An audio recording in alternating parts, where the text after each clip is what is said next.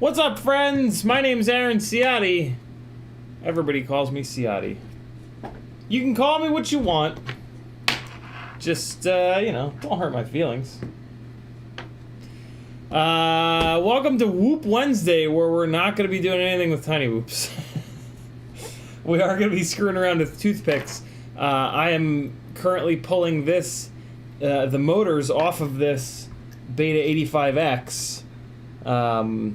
The most painful build ever, to use on this toothpick. This has these Talon 1204 8600 kV motors on it. Motors! B8 motors! 1204 8600 kV motors. And, yeah. I want the, so I have I have to do a little pyro drone order to get an extra RC and power. 1204, 8000 kV motor. I didn't realize that I didn't have a set of 4. So that's why I'm kicking these off of here. I don't know, we'll see. I actually like that these are 8600 kV. I like the little bit of extra kV because I'm going to play around with 2.5-inch props on this rig. Specifically 2.5-inch tri-blades to see. Typically with toothpicks, I don't like how floaty they are from a 3-inch propeller. I know that we do the 3-inch propeller thing mainly to get the extra power back that we are losing by having a tiny little rig with tiny little batteries on tiny little motors. But I'm doing this 2S, so I'm hoping that that it's gonna be okay. We'll see. We'll see. In the chat, Riot9, Dan Richmond, Dan636, Rob Axelson, Richard, Mr. Huggy, King Turkey, Jackalope, Espander, Tiberius, rather, Dan636 again, Rob Axelson, Mr. Huggy, Athix, Boys FPV, Slim, Freelo Joe, Northern Tier, Richard, Frank Nicholas, and Ram Jam. If you want to hear your name by the Gangly Man, gotta come in early. Gotta say something. If you want to talk directly to me, just type CiottiFPV. You don't have to put the @ in front of it, but you certainly can. And this is my full-time job. If you'd like to see me keep on going on this wild FPV journey with, roughly 10 hours of live streams a week, head on over to CiottiFPV.com. There's a bunch of things that you can do. There's a whole bunch of affiliate links there. That is free money. Hit those before you do any orders on any of those websites, if you don't mind. And then there's a Patreon page. Lots of really good content over there. An Etsy store with some really fun stickers. Teespring store with some fun shirts and sweatshirts and mugs. And then there's some other cool stuff going on. So do it. Go click some buttons. Help a brother out. I rely on your guys' support to keep on going. And keep giving you unbiased reviews and rants and shit talk. My right monitor has turned off. I have no idea why. Oh no, it's not off. It's just playing a video that's black. Oh, well,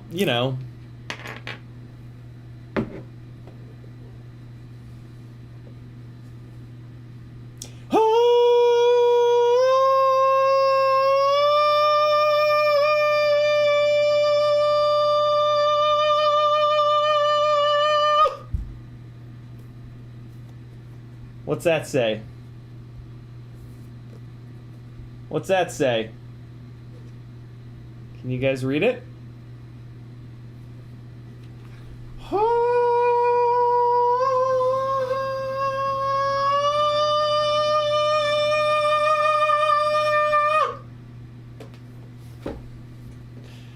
It's here. You know what I realized though? So this is the dock that I'm going to be running. I don't have any. I thought that this dock would. I don't know. I don't know why I thought this, but I thought that this dock would have DVI and or VGA inputs on it, but it does not. It has this display port here. I'm hoping that I can get an adapter to. I haven't looked yet, but I'm hoping that I can get an adapter that goes from DisplayPort to DVI or DisplayPort to VGA. And that'll get one of these monitors up. But then the only other ports are Thunderbolt that'll support monitors. So I'm going to have to either buy a more current monitor that has Thunderbolt on it, or see if there's an adapter, which I don't think there's going to be, but I'll at least look to see if there's an adapter that goes from Thunderbolt to VGA or DVI. So if any of you computer geniuses out there know of either one of those adapters that I need. I don't even know if they exist. They might not exist, and I might need to get 2 new monitors, which won't be the end of the world. I found on... Look at this. On... that's the wrong screen. That's the right screen. On Facebook Marketplace, I found this... I don't necessarily want a 27. I would prefer like a 23 or a 24. 27 is like awful big, man. But for 290 bucks and it's local, I might have to snag this. And it looks like it's in perfect shape. I sent them a message and asked them if it's one of the ones that that's Thunderbolt. Look at all the connections on the back of the monitor. It's pretty cool. So yeah, we'll see. We'll see what happens. I don't know. I gotta do a little research. I don't know why I thought that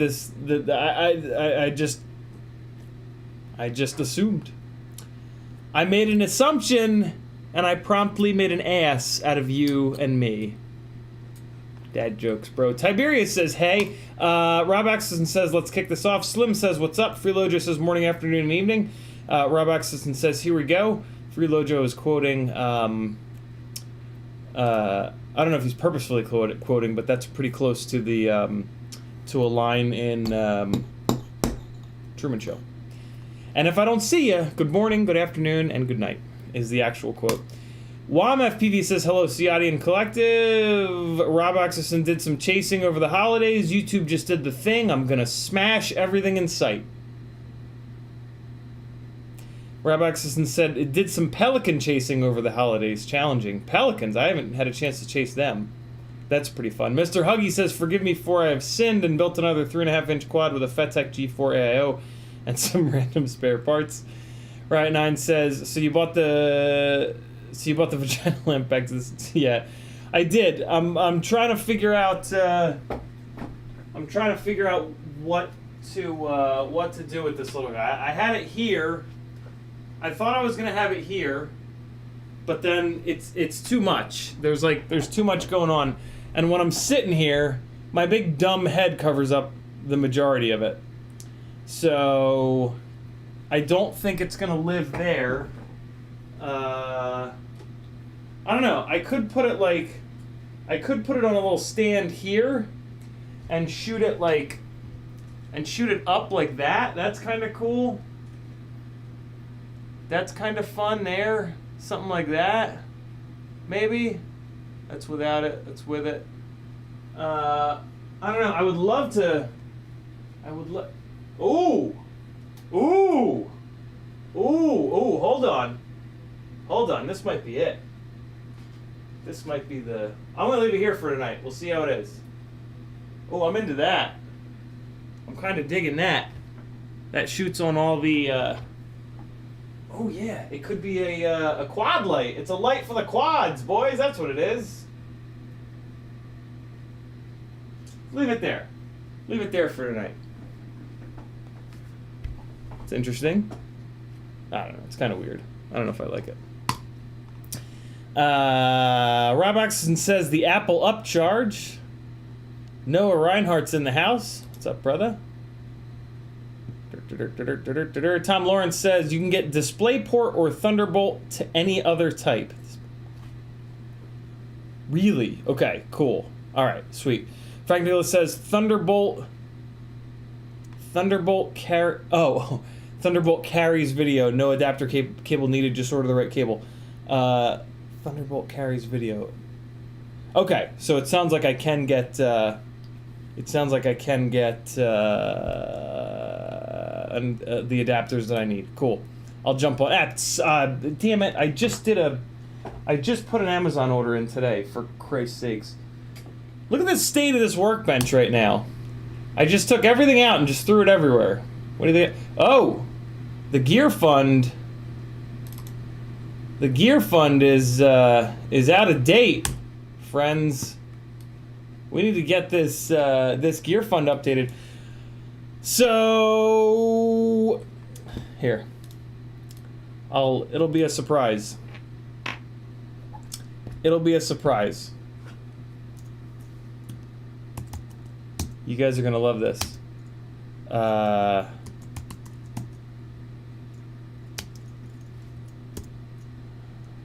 Oh, I didn't know it does that. I didn't know it updates live. God damn it.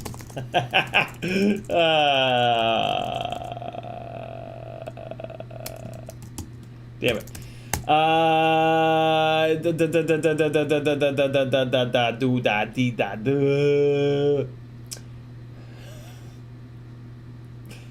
What's it, what, hold on, no, what's it, there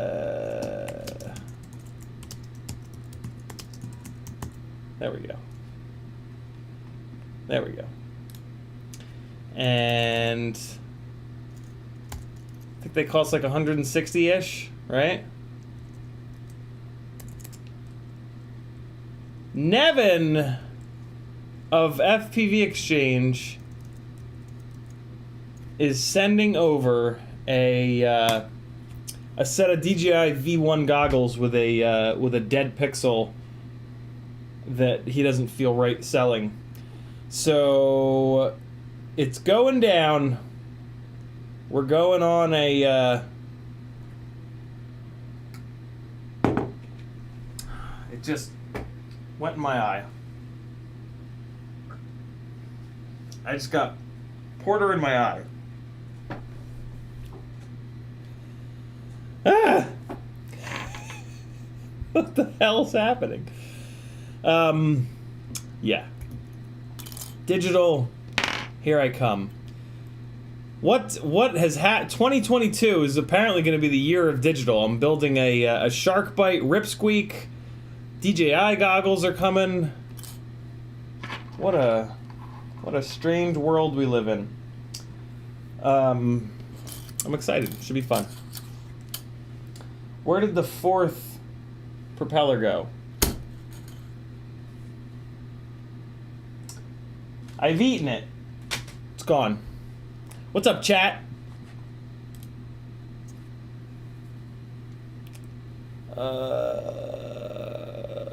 Dan636 says, man, the Mac Mini has really grown. Yeah, you know, I couldn't believe how big it was when I opened the box.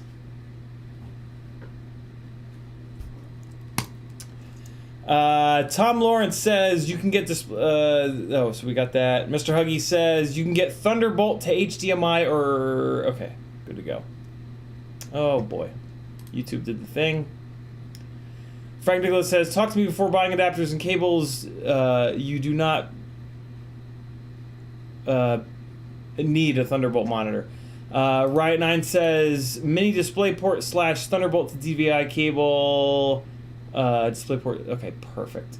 Rob Oxison says the audio is driving me nuts. Gonna reload. Is the audio fucked up? Oh, it is. The I can see the levels not.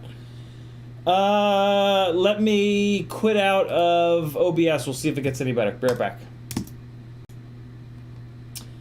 Nope, it's no better. I guess I'll have to restart the computer, which I'm not going to do in the middle of the stream. So I'll restart the computer before the next stream. Noah says, I was trying to tell CiottiFPV to get a Nebula Pro. It's a better cam. No, not Caddx Polar. Sorry, I typed that wrong. I meant to say Nebula Pro. Yikes. I wouldn't dare buy a 60 frame per second DJI camera after Joshua's review of the Foxeer.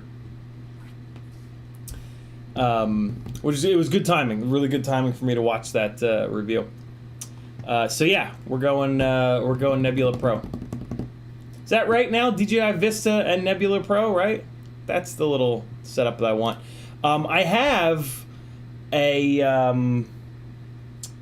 one of the original DJI cameras, but it's huge. I'll have to run 23mm standoffs on a glide in order to do that, and I'm just not into that. That's just not my deal.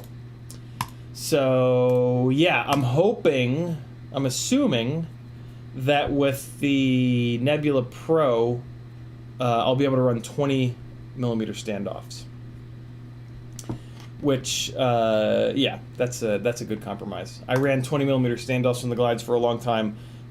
They weren't as durable as I would have liked, but, you know, being able to see where I'm going might be worth a little bit of a hit in durability, so we'll see. Until somebody comes out with a nano camera that's actually good. That is. But as soon as a good nano camera comes out, I'm going to swap over. I've heard that the new nano cam is pretty good. But I don't know. I think I'm going to do the Nebula Pro first. Although, I don't know. Hold on. Let's see.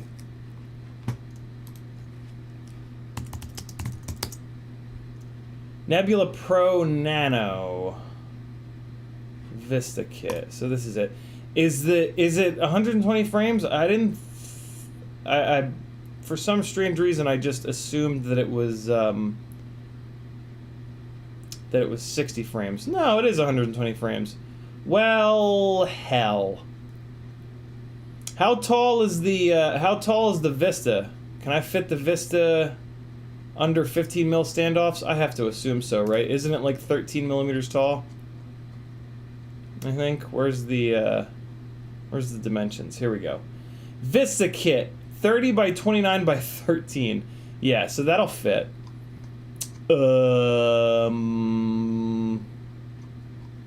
Well, shit. I don't know.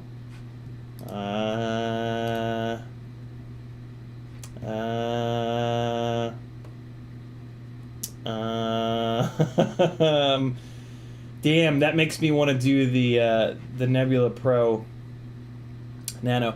So if you didn't know, the original Nebula Pro was not great, but then Caddx made some changes and improved it. And on the box, it says V2, but none of the product listings changed to say V2. Oh, and they have they even have a Starlight version of it. And that's pretty cool. Problem I'm going to have is figuring out where to put the capacitor. I'm going to have a really hard time finding a spot in the glide frame for a capacitor. I'm probably going to have to drop down from 1000 UF to like a 470 or so, but I'll figure that out. What else is going on here? Chat. Let's see.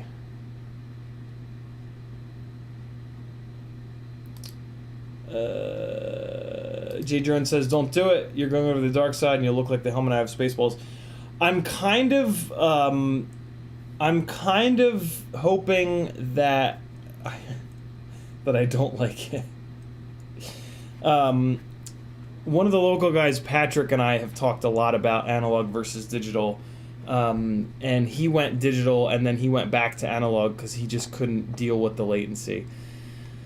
And I'm kind of hoping that I have that same experience, because digital really doesn't work for me. There's a lot of things about digital that are just not, that are just not good.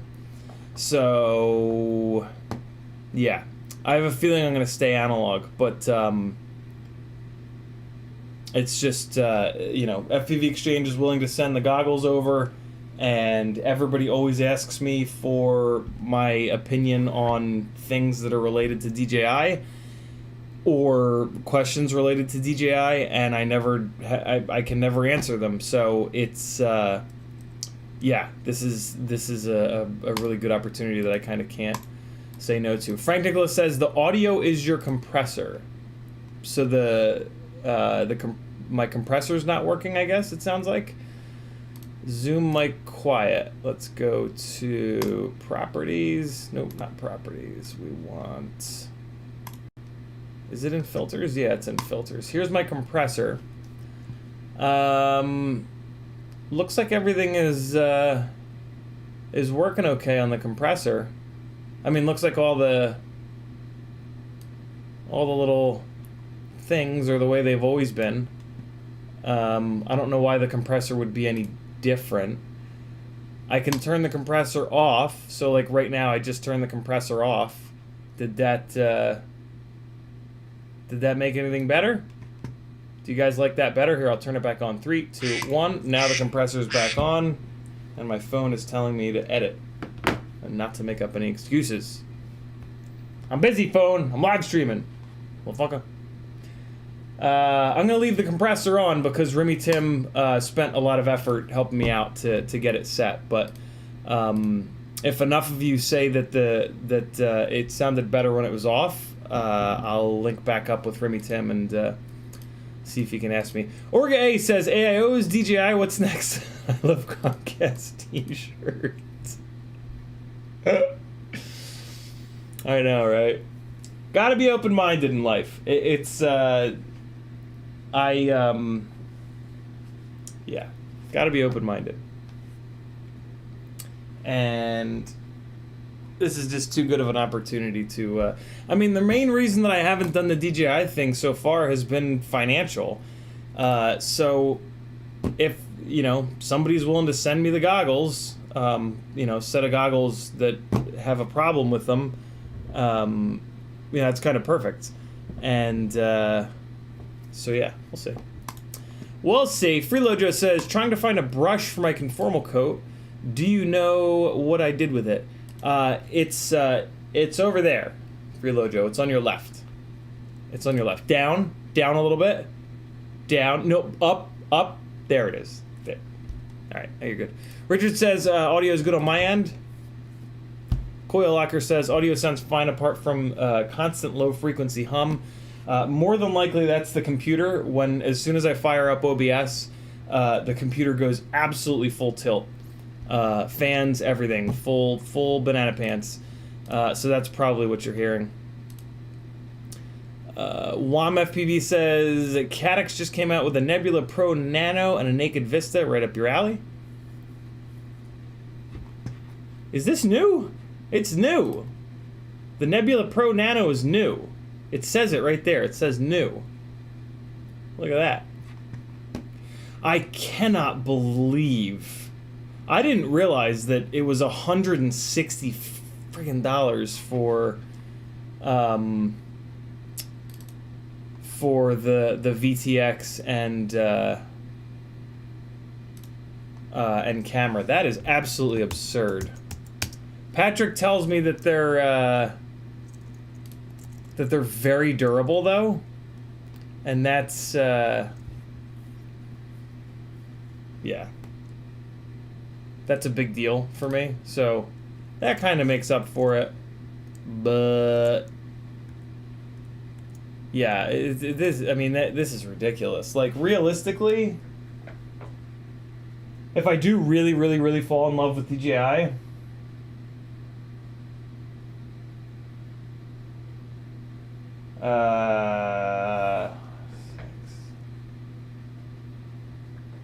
we're talking about...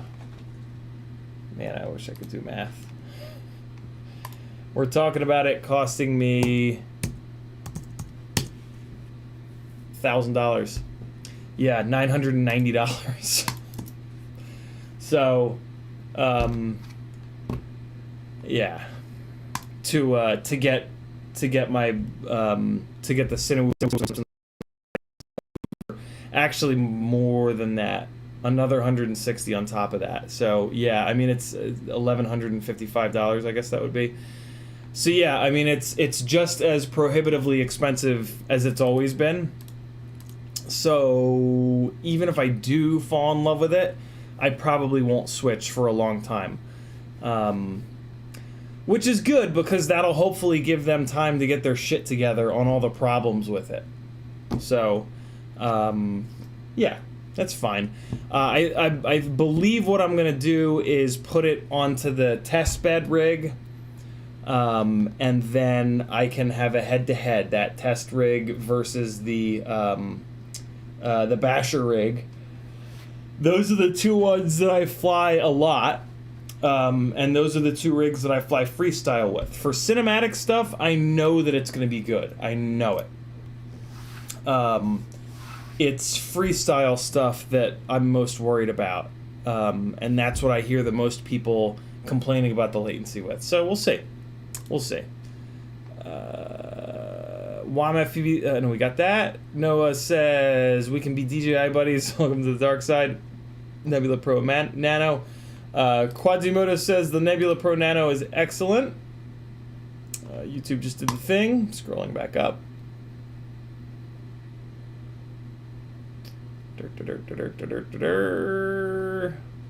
Come on.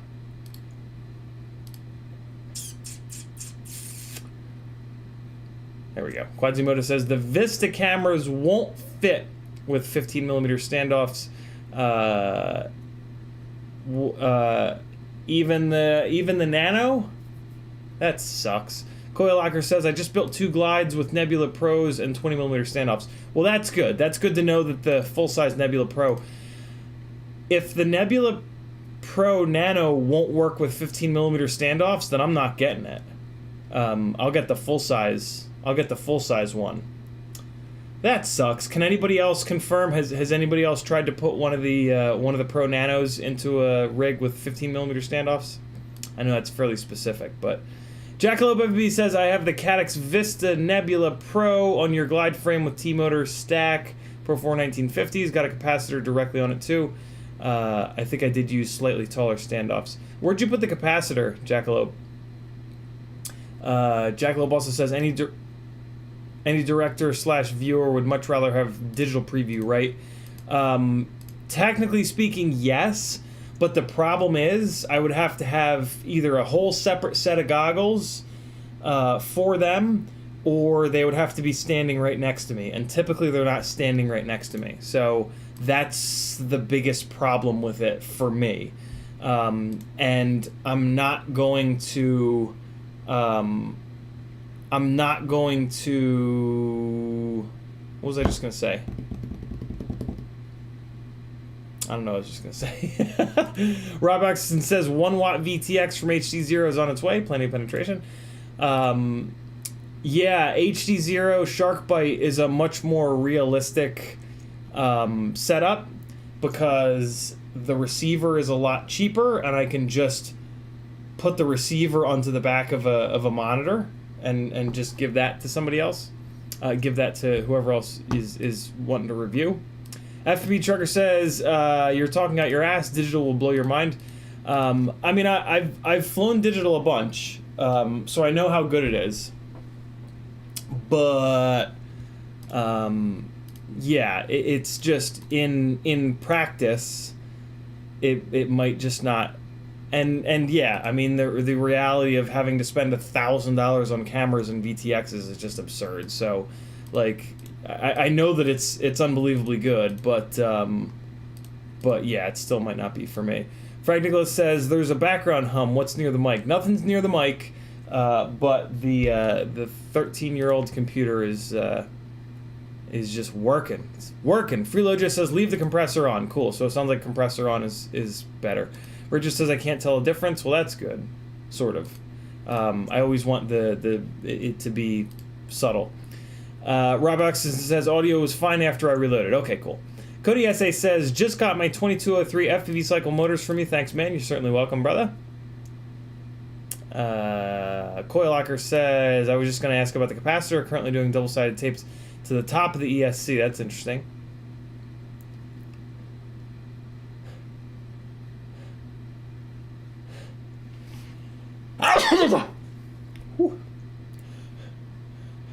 Rob Axelson says DJI is not Ciotti proof. That's one of the other things that I want to see, is how it does with being absolutely bashed to hell. So we'll see. We'll see.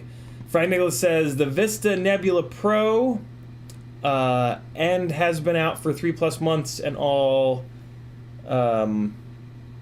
DJI/Caddx VTX R VTX RX plus the packaged camera and cable. True, but they're only an RX if you're willing to use the DJI transmitter, which I'm not. That transmitter is very uncomfortable for me. Jackalope YouTube just did the thing. Jackalope says that math is only if you switch the whole fleet over at once, which you wouldn't even have the time to do.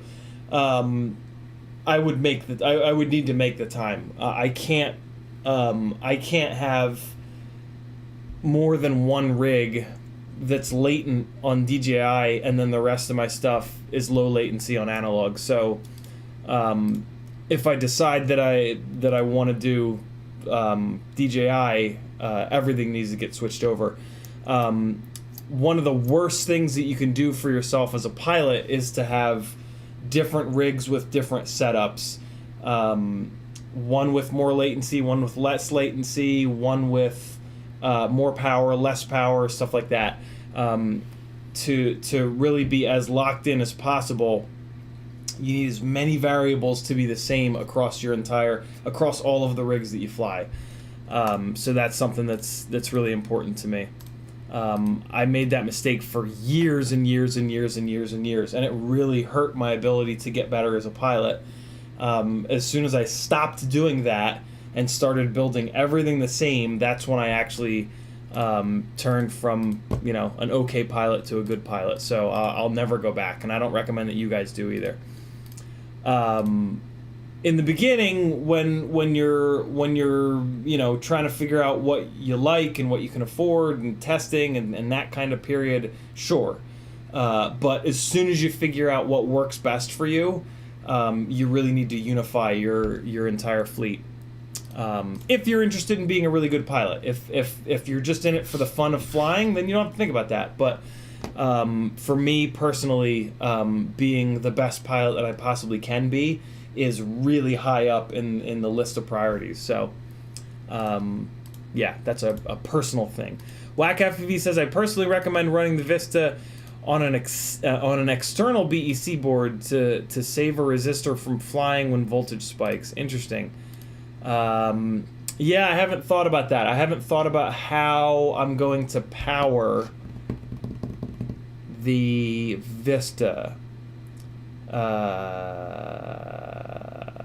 I don't run any flight controllers that have... I run all flight controllers that are kind of made for analog, so none of them have the 9-volt BECs on them. So I might actually need to run an external BEC, which is fine. That's absolutely fine. Cody SA says, I fell in love with DJI, but I'm not switching all my gear. Just when I build a new quad, I use DJI, slowly getting more. Jackalope says, no, they won't need another set of goggles. You can do it free and to a screen. That's the first I've heard of that. How does that work, Jackalope? My understanding was that there was no way to get a DJI receiver without buying their goggles. So from what you're saying, it sounds like we can now buy a DJI receiver, a separate DJI receiver, which is amazing. That's a really big deal for me. Definitely tell me how to do that, because that's been one of the biggest things that's been holding me back. So yeah, definitely tell me how to do that. That's incredible. That's really, really exciting. Jesus. I can't believe, man, it blows me away that like big developments like that just go right over my head, and I just don't find out about them. I guess it makes sense though, because like I'm kind of in my own world. I don't really have time to like watch all of the news and to surf all of the websites to see all the new stuff that's coming out. So I guess it makes sense that I can mix that I miss stuff like this. But that's awesome. Damn, fuck yeah, that's really good news. Freelojo says that is where the conformal coat brush should have been. Jackalope says, I put my capacitor directly to the battery leads on the ESC. Okay, interesting. I wonder if I'll have room to do that. Maybe like a 470, I can kind of tuck it in the back there. I'll start playing around with it. All right, JRFPV says, what's up? Just got the new glide frame, putting it all together now. You're going to love it, JR. Quadzimoto says, capacitor will go up front by the camera. You should use a 30x30 stack. Vista is 13.5 millimeters in height. So I can't use a 30x30 stack because there's not enough room for the 30x30 ESC and flight controller under 15 millimeter standoffs. Once the 20x20 flight controller is up front, I guess there's a chance that I could sneak it. No, there's not. There's not room for a capacitor up on top of it. Yeah, we'll see. We'll see. I'll figure it out once I start the build. Maybe I'll go even smaller on the capacitor. Maybe I'll go down from a 470. One of the things that I love about the Acon ESCs is they have a ton of the little tiny capacitors on them. There's a chance I could run capacitorless, but that's kind of creepy, so I probably won't do that. Smooth and Groovin says, FETech spike absorber with a cap wired to the ESC makes me feel safe for voltage spikes. I've always had, I mean, a good quality ESC and a capacitor has been bulletproof for me. But yeah, also having that spike absorber is every little bit of extra capacitance is going to help quite a bit. So yeah, putting more stuff in between in that system is a really good deal. A big deal. Jackalope FPV says, if you don't want to spend $500+ on a smart controller which plugs directly into your DJI goggles, you can use the DigiView app, which is free. That's true, but you know, as we were just talking about, directors of photography, directors, whoever wants to review when I'm flying professionally, they typically don't want to stand next to me.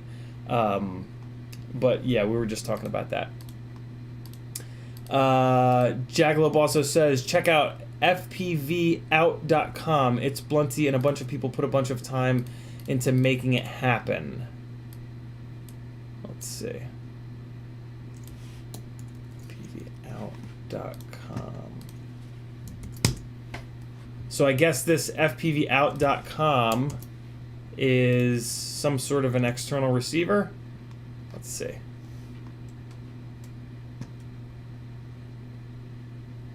Looks like this is just software. Oh, I guess not. No, PCBWay. Oh, rad. This is amazing. How do I buy it? And, like, where is it?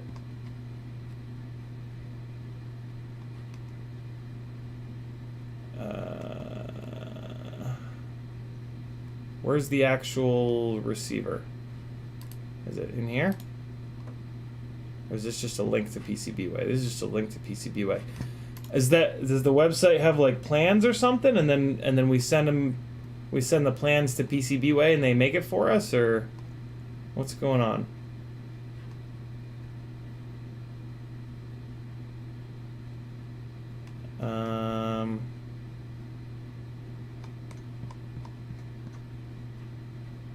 I'm confused. Jackalope says, this is like the only time I can teach CiottiFPV something. Coilocker says, the DJI Smart Remote with the screen is what a lot of people use to get the wireless remote video. Even the Smart Remote, though, I don't think that has a receiver built into it. I think the Smart Remote has to be plugged into the goggles, which is just completely worthless.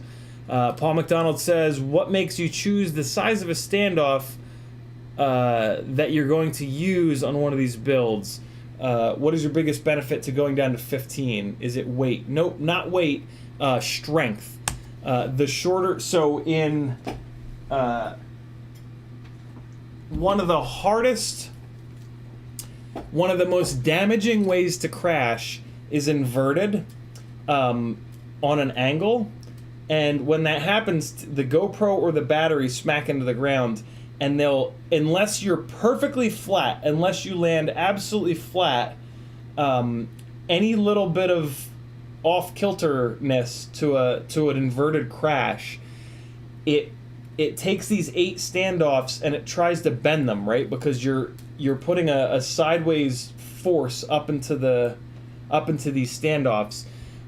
So back when I used to run 23 millimeter standoffs, I would bend them pretty often, and then I dropped down to 20 millimeters, and that helped a little bit. But when I dropped all the way down to 15s here, I have not bent a single standoff. It also helps with center of gravity. It pulls the battery and the GoPro down closer to the prop line, so you end up with a rig that the vertical center of gravity is much more balanced. But the big thing is for weight. I'm sorry, strength rather. Never bending another standoff has been just amazing. Like, that's really, really, really nice to not be bending standoffs anymore. So yeah, 15 mil for the win. Not to mention that, you know, the glide frame is set up perfectly to do that, right? Camera all the way up front, 20 by 20 flight controller behind it, 30 by 30 ESC behind that, and then your communications package in the rear. Like, that frame is perfectly set up, and you know, the fact that the camera and the flight controller are pushed out farther forward than most frames is offset by the fact that it's a true X frame. So you get the benefits of it being a true X frame, where you have much more, not much more, but you have more mechanical torque on the pitch axis, which is the axis that really needs it most. Yeah, and that's, so it all just kind of works together. Where am I at here? Good question, Paul. Jackalope says they got a few different projects. I'm not sure if there is a physical receiver, but their apps on the phone linked to your goggles. Talk to It's Blunty, he can help. Without a physical receiver, it doesn't do me any good. It's the same thing as the yeah, it doesn't do me any good without a receiver. Rob Oxison says, gotta get some rest too. All stay safe. Thanks for hanging, Rob. Metadirtskin says you need USB out from goggles to something. Android, Raspberry Pi, Access Box. Then you can either display or stream via Wi-Fi. Right, yeah, that's my understanding, and that doesn't work, you know, as I've mentioned a bunch of times. Riot9 says your goggle feed goes to the website, and you can then stream that via, say, OBS to a remote viewer, as far as I can understand it. So you need a laptop with you at all times? Yeah, I mean, that ain't gonna work. Big FPV says you still need a goggle to get video out to that app. So if you need for directors, you need to get another goggle and a tablet and that app to get them video. Yeah, I mean, that's insane. Like, that's never gonna happen. So, thus, you know, this is, we've talked about this a bunch. Over the last however long DJI's been out. Jesus. More than a year, I guess, right? But I've only really been thinking about this for the last year. And so, yeah, we've talked about it a good amount. So, yeah, it looks like it's still not a real thing. Because, yeah, streaming to a website, needing to have a laptop, I mean, that's just insane. That's just a recipe for a total nightmare.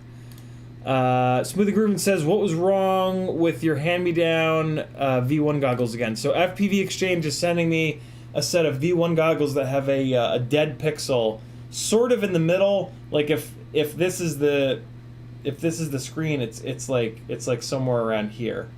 So it's not like dead center, but it's down a little bit. So I don't know, we'll see. Coil Locker says, DigiView is an app on your phone or tablet. Yep. You connect your goggles to your device, and the app runs video on your screen. I don't know if it works on an iPhone, though. Yeah, I'm familiar with DigiView, but again, it doesn't help it doesn't help. It doesn't do anything for me. All right. Anybody else with that Nebula Pro Nano? Know if it'll clear 15 mil standoffs? I'm tempted to just get it and kind of see. Normally the Nano camera's clear, but it really does depend. Do they have the dimensions? They do. I might be able to figure it out from these dimensions. Maybe.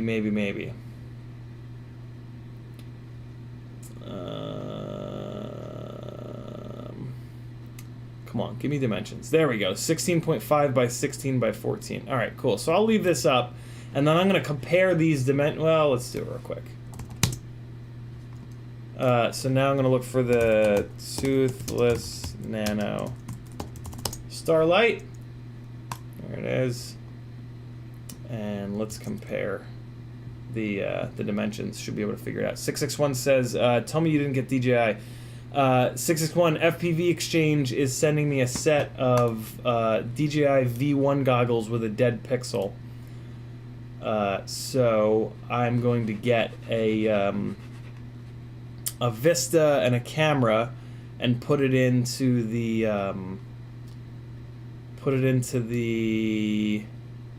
test bed glide to see if I can deal with to see if I can deal with the latency. God damn it. This doesn't give me the dimensions that I need. Why would the dimensions only be the height and the width? That's what are you doing? I mean, I can't. Oh, wait a second. What?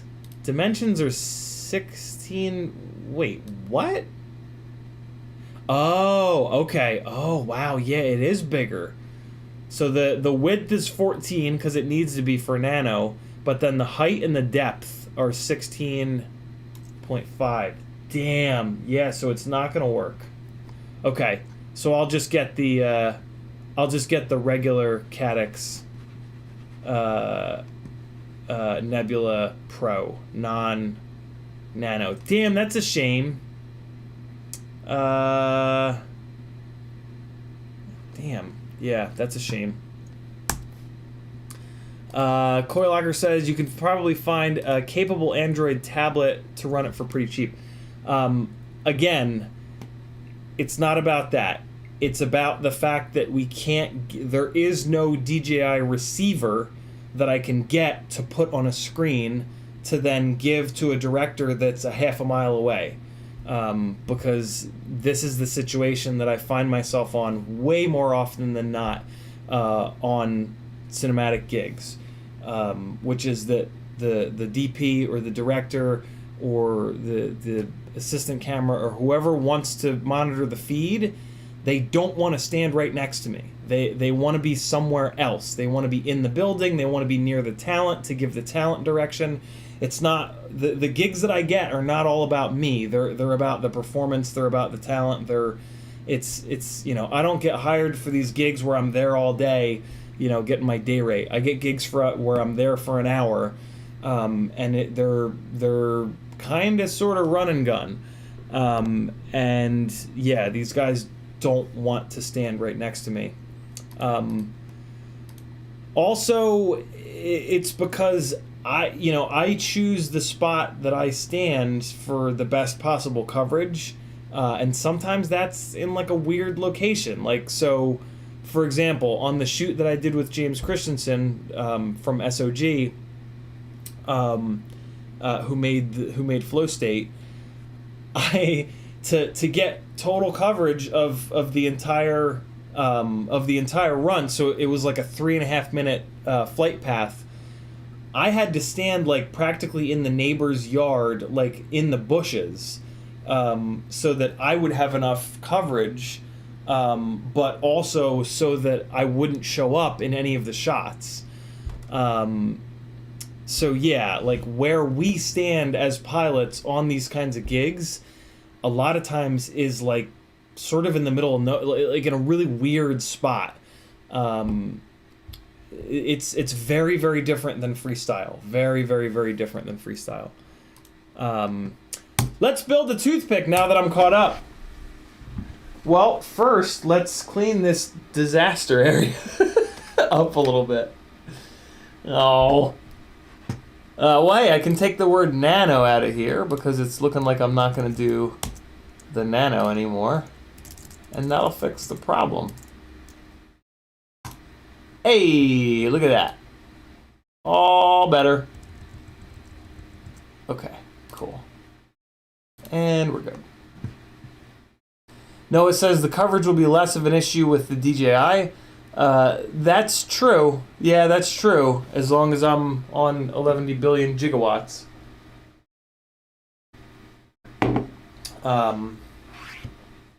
That being said, though, from what I've heard from the folks that fly DJI,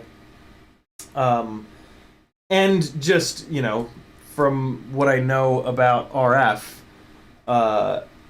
even though DJI will run at like a watt, my VTXs that I run are at 500, and you would think that the difference between 500 and a watt is double, but it's not at all.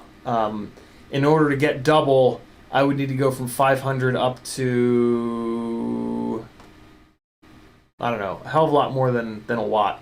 So I'll get a little bit better coverage, but the problem is going to be, and what I've heard from a bunch of the guys is that when you start to lose DJI, it becomes a really big problem. And it's really scary. It can just freeze and drop out of the air and all kinds of horrible stuff. So, yeah, realistically, I probably won't get that much extra range, but I'm sure I'll get a little bit more. So at that point, the problem just becomes staying out of the shot. And that's a whole problem unto itself. So, yeah, I don't know. We'll see. We'll see. This is why I'm really excited to kind of test it. Rather than just spending $1,000 and hoping for the best. And yeah, there are still some things that... Here's another question. I think that there's canvas mode out, which gives us more OSD elements, which is a really big deal. But with canvas mode, can you also... is there a way to get into the full OSD to change PIDs and shit? I can't imagine that there isn't, but... if there isn't, then I'm going to scream. Because that's a really big deal, the ability to do that. So, yeah. Somebody let me know, if you don't mind, the answer on that one. I have to assume that by now that they've got that figured out. I mean, surely more people would be screaming and yelling about it if they hadn't. But... let me pull the chat over here. And Seth Jacobs with a $19.99 super chat. Seth, thank you, brother. Very, very generous. Very cool. Kaiser Soze says canvas mode is not out. Well, that's a really big problem. Are you kidding me? People with DJI are still flying with those pitiful ass OSD elements? What? Really? What? You're kidding. Oh, I got really behind on chat. Riot9 says, find that fourth prop or it's never going to be complete. Man, I have no idea where that fourth prop went. It was, oh, did I put it in the little box here? Hey! I found it. Okay. I'd put it in the little box. I've got a little box here with the 85 pusher and the 85 puller, and I plan to do some sort of a comparison between the two at some point here. But we'll see. I got a lot of other stuff cooking.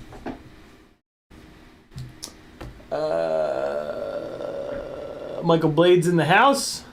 661 says, I use my arm like a windshield wiper to clean my bench. Patio Patterson says 1,200 milliwatts. Okay, yeah, not 1,000. It's 1,200. 661 says, nope, no OSD menu in DJI. Maybe you can use a Lua. Wow, that's a... What the fuck is that about? Are you kidding me? Jesus. Orga A says, do you know anyone that uses DJI professionally in your style of shoots you can get tips from? Yeah, I mean, I talked to Corey and Tommy about this all the time, and this is the stuff that they complain about. They're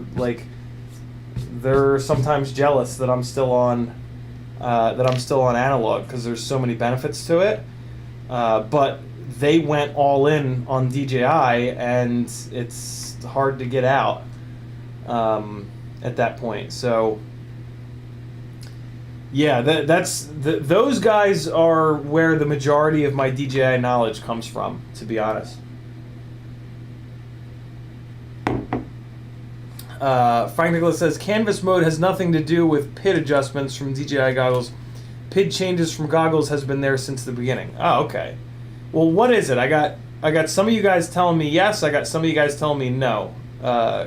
Chat, can you guys come to a consensus whether or not that exists or not? Smooth and Groovin says, got the new 7-inch glide tune locked in finally. Also waiting on Apex frame to arrive. Build a fast-ass 3-inch rig just cause. Very cool.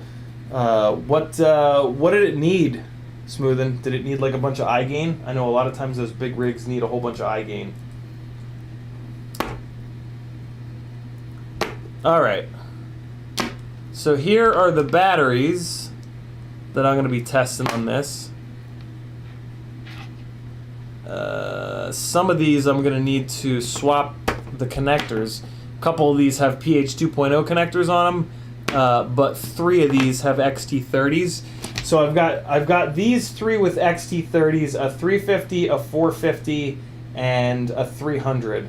So I'm going to fly the 3 of these, and I'm hoping that this little 300 has enough juice for this rig, because then what that means is I'll get a bunch of these 350s and 300s, and I'll just swap these PH 2.0 connectors out for XT30s, and all will be right with the world. So we'll see. But yeah, before I go in and buy a bunch of batteries, I'm gonna fly around a little bit. Rodney says, finally going digital. Yeah, FPV Exchange is sending me a set of V1 goggles that have a bad pixel.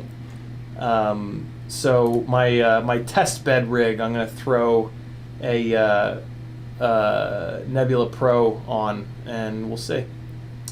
Riot9 says, new Betaflight Lua script can adjust all PIDs, even the sliders. Alright, I mean, that's kind of okay. Man, Lua's fucking pissed me off, though.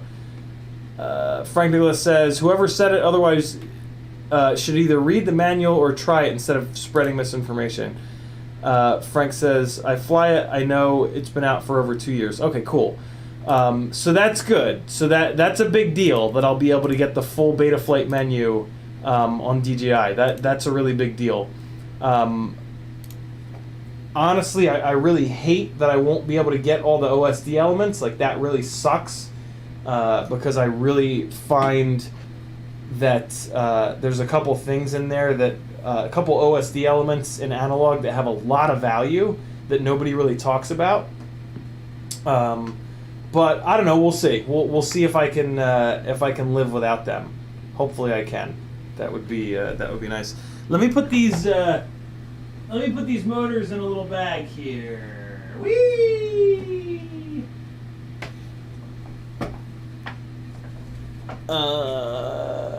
BeepTube says, I've gone all in on HD0 at this point. Still fly analog sometimes, but mostly HD0. That's pretty cool. I love that. Smoothie Grooven says, high P and I gains. Yeah. Smoothin', you probably already know this, so this is more me. I'm more saying this for the good of everybody watching. The other way to fix that problem and not have to run such high P and I gains is going to be to get bigger motors, which I lovingly call mechanical tuning. So yeah, for anybody kind of keeping score, if you have to go ballistic with your P and I gains to get a rig locked in so it's not wobbling around, so it's not giving you bounce back, stuff like that, yeah, that's a sign that your motor and propeller combo, your powertrain basically, is not up to snuff. It doesn't have enough power. The PIDs are timing based. So by raising the P gain, for example, it doesn't put more power to the motors. That's what PID sum adjusts. The P gain just fires up the motors earlier to take care of the error. 661 says, HD0 uses a weird way to draw canvas mode. It sends telemetry back to the goggles, and the goggles draw the OSD, so when you fly out far enough, your OSD will stop updating before you lose video. Yeah, I saw that in one of Wesley's videos. That's kind of interesting. He was like a million miles away, though, so, I mean, it's kind of like, whatever. Smoothing Grooven says, iFlight 1408 motors I just got are a bit coggy, though. Hopefully you're not trying to get HD on that rig, because that's going to be a nightmare. Abraham says, oh my god, hell is frozen over. CiottiFPV is going digital. Yeah, I know. Frank Nicholas says, I did not say the full beta flight menu. It offers PIDs and rates. Oh, what the fuck? Alright, well, I mean, that's better than nothing, but that's still a problem for me. Man. DJI is just looking worse and worse. Still gonna try it though. Still gonna try it.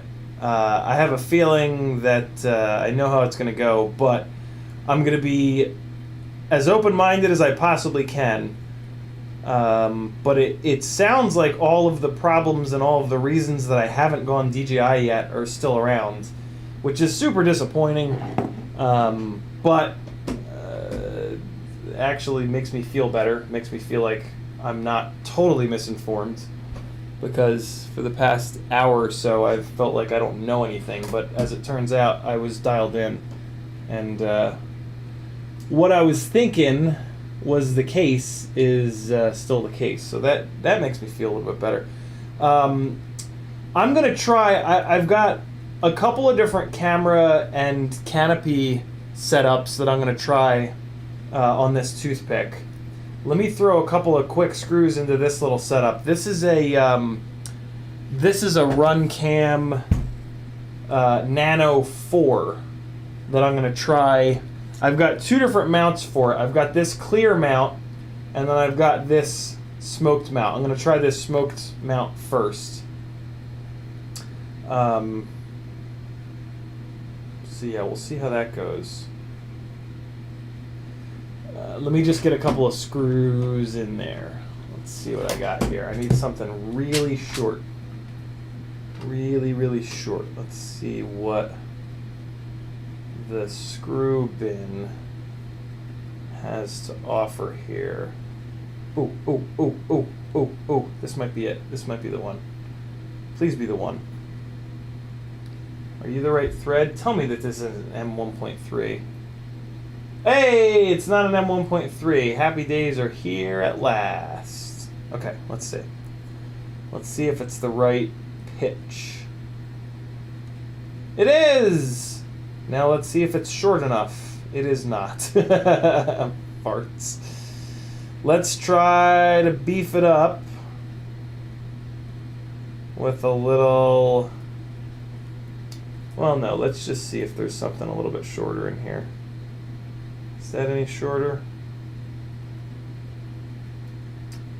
I would rather not have a little Phillips head. in there. That's kind of annoying.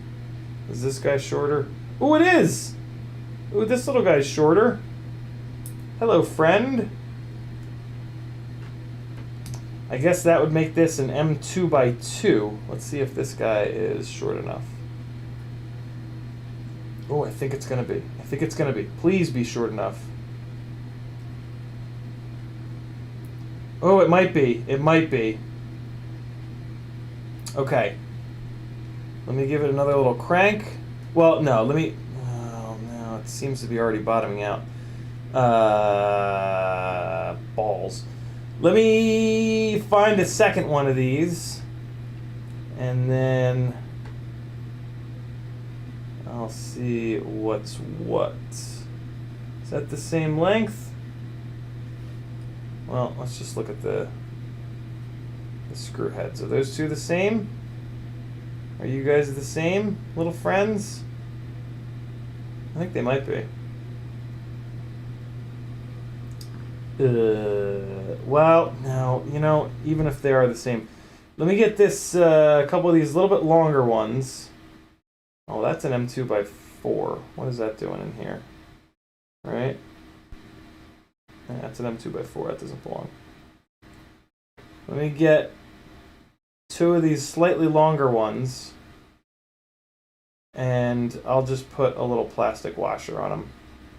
And we'll be all set. Are you two guys the same? I don't think they are. Nah, they are not. They are not the same. What about this little guy? Get out of there. What are you, little buddy? You the same? Nope. Farts. Come on.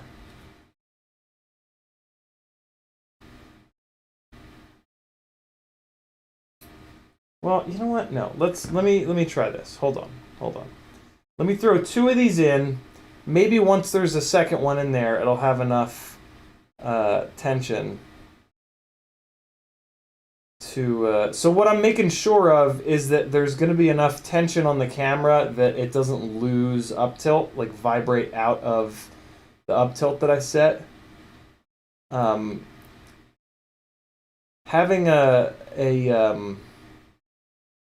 having your up tilt be the same between as many rigs as possible is a really big deal. When your up tilt changes, you're going to fly way, way, way worse. Oh, we're fine. This is totally fine. That is absolutely enough resistance. All right, so we're good. No use overcomplicating this any more than I already have. I'm just going to crank them a little bit extra here, and we can move on. Beautiful. So those short ones were short enough. That's rad. Okay. BeatTube has nearly everything he needs for 2 identical switchbacks for racing, for freestyle as well. 1 watt VTX will be nice. Very, very cool. Smoothing Groovin says 7-inch is on Emax 2807s, and I'm liking them a lot. Wow, 2807s are still not enough to control a 7-inch prop. My God. JRFPV says, other than voltages, what OSD elements are you really relying on? The 2 that really bother me, that it won't do, that DJI won't do, are the pitch angle and throttle position. But the other one is, I don't think it'll do individual cell voltage. I could be wrong about that. But I think it only does total voltage, which, again, not the end of the world, but it's just one more pain in the ass kind of thing, you know what I mean? But I might be wrong about that. Abraham says 2807 does fine with 7-inch. So yeah, for me, I want my rigs to be better than fine. Like, fine is never really good enough for me. I always try to have rigs that fly really, really well. So yeah, that's really good feedback though. That's good to know that 2807 is not enough. If I ever build a 7-inch rig, I'll be looking for like 3008 probably. or maybe like 3009, or Christ, maybe even 3010. I appreciate that feedback, fellas. Oh shit! Kevin's in here, dude. What's up, brother? I didn't see you because I don't have you set as a mod. I hope all is well up in Tennessee, man. I haven't talked to you forever. It was really, really good to see you at the little Flow State premiere. That was rad. I hate that, like, I moved here. I was so excited to hang out with you, Kevin, when I was moving here. It was, like, heartbreaking that that you moved away as soon as I arrived. Sucks that it worked out that way. But, hey, that's life sometimes. Alright, so let's get into this Toothpick build, friends. What do you say? So this is going to be our base plate. And then we're going to run this JHE MCU old school 30 amp AIO. Hopefully it's going to be okay. And then I'm going to have this diamond DVR board and VTX all in one thingy. Or no, I'm sorry. This is the Nameless RC one stacked up on top. So let's figure out what length M2 screws we need to go through, oh god, excuse me, through the base plate, and then through these guys, and then up through the camera mount. I'm gonna hazard a guess that M2 by 14 might just be long enough. Let's see.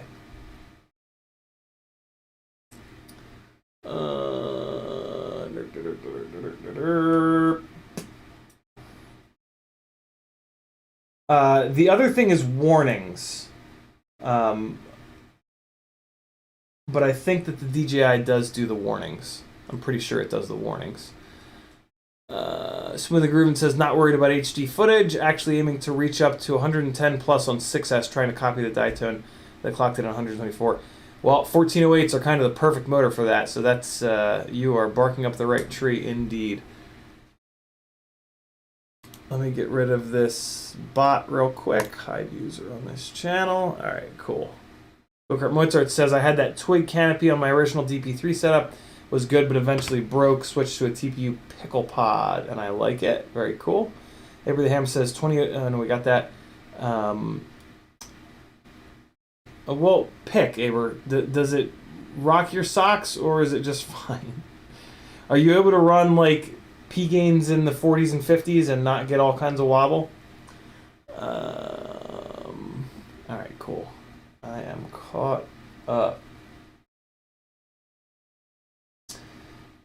This is not going to be enough. This is not going to be long enough. I can already tell. Yeah, definitely not long enough. So let's go up to a... I'm going to skip 16. I'm going to go right up to an 18. Let's try M2 by 18. CMYK is in the house. What's up, dude? Dropping the link to the website. I appreciate it. This is my full-time job. If you're new in here tonight, I would love your support over on CiottiFPV.com. I'm just a little guy trying to live the full-time FPV dream. And it means an awful lot that so many of you support me on this wild adventure, because it's tough. It is very difficult. That's for sure. Alright, so trying to find the right length here. 16, so wait, is this might be an 18. Let's see, this might be the right length. This is from the second one over in my little box there. So now all of a sudden it's way too long.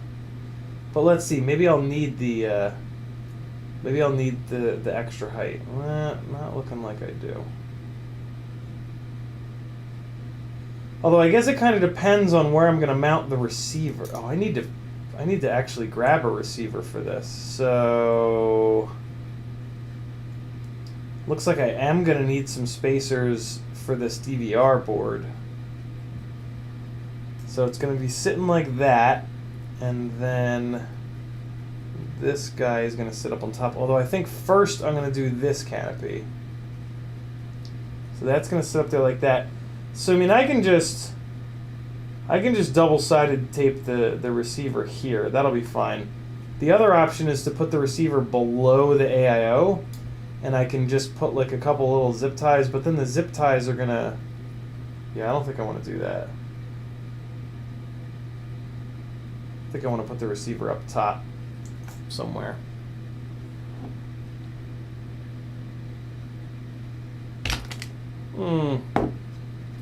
Just knocked stuff all over the place. Hold on.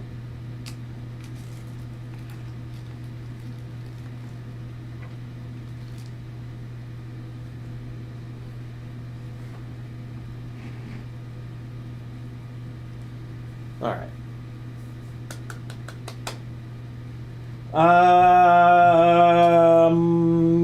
I have a funny feeling that this is going to be the right length screw.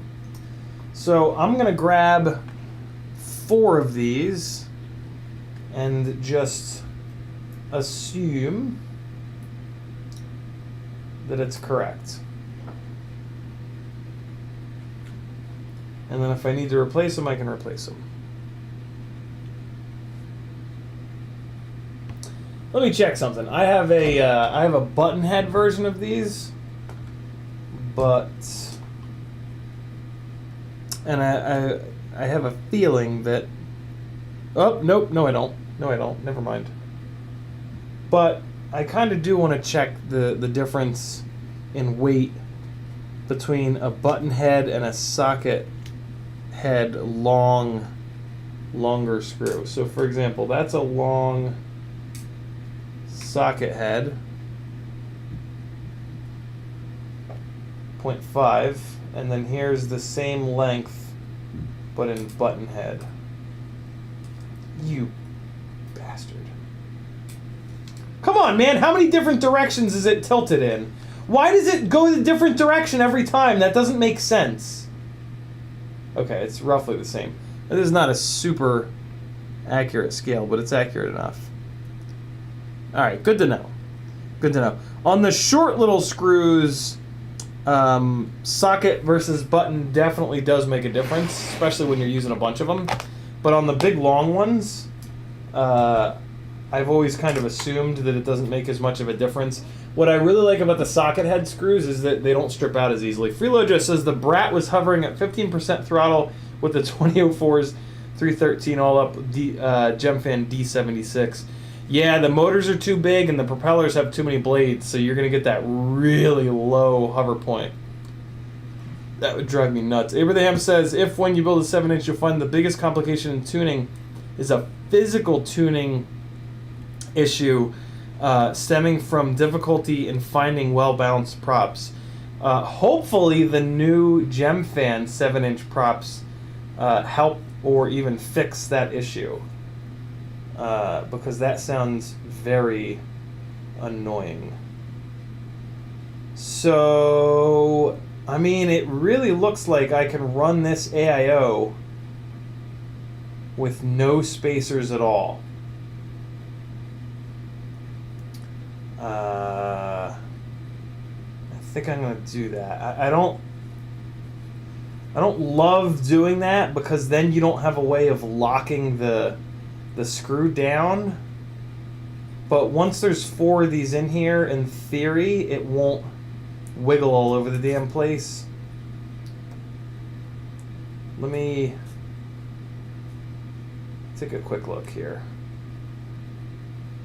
And even if it, yeah, if it does wiggle all over the place, it will be a problem for sure. But maybe it won't be the end of the world. We'll see. So if that's on there, and then let's say the canopy is up here. Oh, I can definitely run a shorter screw in the back. These screws are too long. There's no way that I'll need screws that are quite this long. Let me get one size shorter. This will drive me absolutely insane if I have way too much screw hanging out here. That's what she said. So let me just take care of this right now.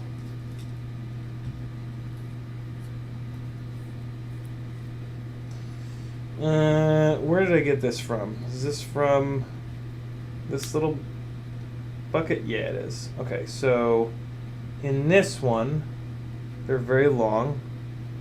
In this, oh, there we go. These are a little bit shorter. Okay, so these guys are a little bit shorter. Yes, they are. Okay, and then what about these guys? These guys are a little bit shorter. Even shorter. Okay, I see. I see how I organize this little toolbox.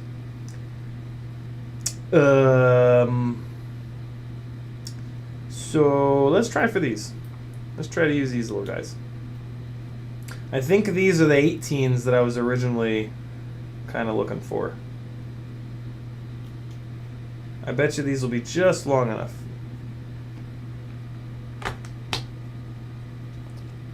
Okay.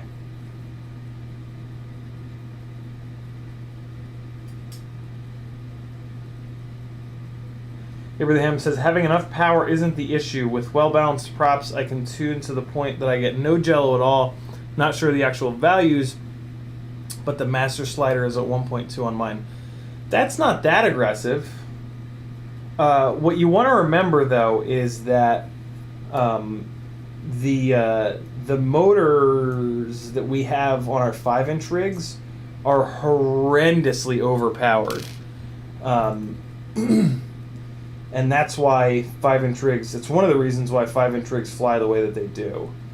And why they have so much authority, just instant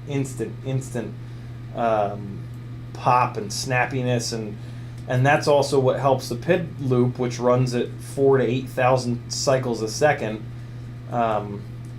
perform so well, is that the motors are just super overpowered. So yeah. And like what happens a lot, right, with like 7-inch rigs and the bigger stuff is a lot of people building and flying those are building and flying them for long range, right? So the majority of the R&D that's been done on those rigs has been done by long range people. And they're not looking for a rig that performs well, they're just looking for a rig that goes as far as possible. So they're, you know, those folks are typically using much smaller motors. So yeah.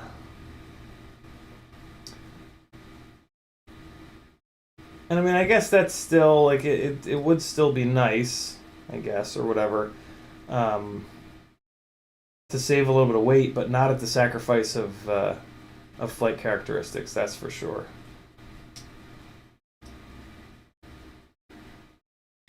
Okay, so I'm thinking that these guys are the right length here. Let's just put this on here. We're probably going to have a little, maybe like a 2 mil spacer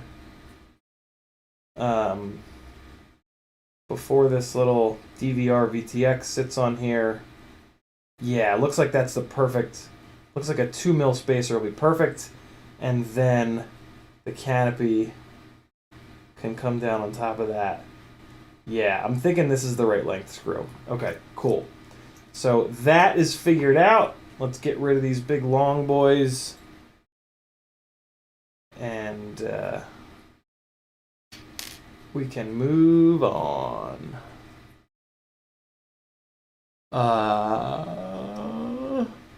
Patio Patterson says, I broke 2 of those boards, knocking components off the bottom. Careful of screw heads sticking up from the frame. Thank you, Patty. Freelogio says, put your scale on kilograms. Give a finer reading. Freelogio says, I screw, I nut, I bolt. Abraham says, I love Gem Fan on my 5-inch and smaller rigs, but unfortunately they have been the least reliable for me in the larger sizes. Interesting. I've had good luck with the HQ 7040 V1Ss, which are UAV techs go-to. Gotcha. Yeah, like I said, hopefully those brand new Gem Fan bigger props address that problem.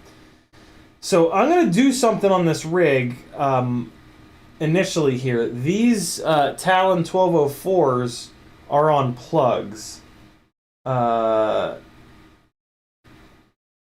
And this board has the provisions for little plug headers. The question is, what the hell did I do with the little plug headers? That's a really good question, to which I do not have the answer.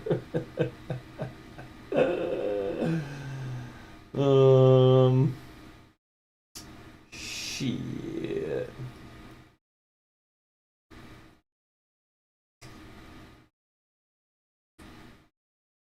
Go-Kart Mozart says, Kebab designed his 30mm motors for smooth cinematic 7-inch, not really for long range, although they are good on my long range anyway. Yeah, those motors are some of the ones that I've kind of had my eye on. I mean, realistically, I don't have any reason to build a 7-inch rig at this point. But in the future, you never know. It's something that I kind of keep an eye on. I would love to be able to build a powerful enough 7-inch rig to pick up one of these heavier cameras with a bigger sensor. But that's something that I'm actively trying to avoid, if I'm completely honest, because it just opens up a whole other pain in the ass. Can't run footage through real steady. I mean, it's just, yeah. Carrying around a camera that's multiple thousands of dollars is to be avoided at all costs, basically. These are... Okay, these are the screws for this guy. Bottom sandwich plate, rather. There's these little guys. I guess the first thing... Well, so which direction am I going to mount this board? I got to mount it upwards. I can't have those pads be on the bottom. So I'm going to mount the board upwards. So I guess the next question is... Do I mount the motor plugs upwards or downwards? I'm really tempted to not use the motor plugs and cut them off of that rig, but those motors might end up going back on that 85X, and it would be nice to have them. It also would be, I mean, there's a chance that these motors will actually stay on this rig, and it would be really nice on a rig like this, which is going to eat motors. I'm going to break lots and lots and lots of motors on this Toothpick because they're going to be so exposed. Unless I can find a 2.5-inch tri-blade prop that runs right on this, but I have a feeling that I won't. I have a feeling that this will be on 3-inch bi-blade props, and they're going to just destroy motors. Glenn Burnett says, would using a nut against the carbon help lock down those M2 bolts to help secure everything? Absolutely, Glenn. That's what I like to do typically. But if I do that in this case, I'm going to have too much clearance on this AIO. What I could do is swap out these slightly taller grommets, and that would help. But these shorter screws seem to kind of be fine. And I am going to put a 2mm spacer here up above the AIO. So that will kind of help the situation. Oh, you know what I can do? I can flip these rubber grommets over because they're shorter. That's what I'm going to do. That's what I'm going to do. I'm going to flip these rubber grommets over because that might also allow me to not use a spacer on this DVR board. That might give me all the clearance that I need for the DVR board, although it does not look like it. It does not look like it. Well, let's see what else I have in the way of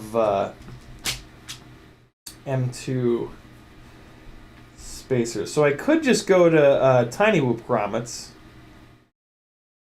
You know what I also need to see is if I even have 2mm spacers, and I do. Okay, so I'll just preemptively get them out because I am going to be using them either on top or on bottom of the jib jab. Ooh, I have these extra tall ones. You know what? I think these are what I'm gonna run. These extra tall ones. Yeah, and I'm gonna run them upside down. Yes, yes. Y-E-S.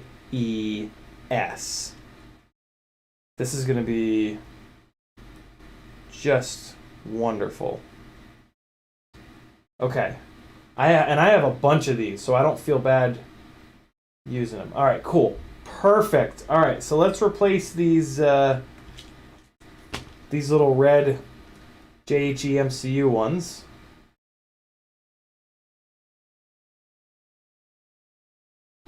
With these guys, and I'm going to put them what amounts to kind of upside down because I want to put a little spacer on the bottom. This is going to work really nicely. And come on now. Don't be a dick. Get in there. Get in there. There we go. Come on. There it is. Okay. Yep. That's going to be perfect. So let me get the rest of these out.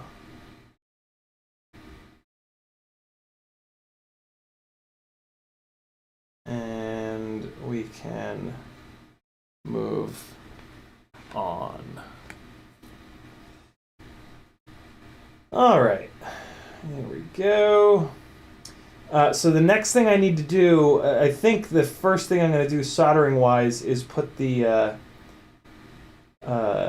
female connectors onto the board itself, and I need to find where I put them. I have a feeling that I put them in the Tiny Whoop box. Man, I hope to hell that I did, because if I didn't, I can't really think of another spot to look.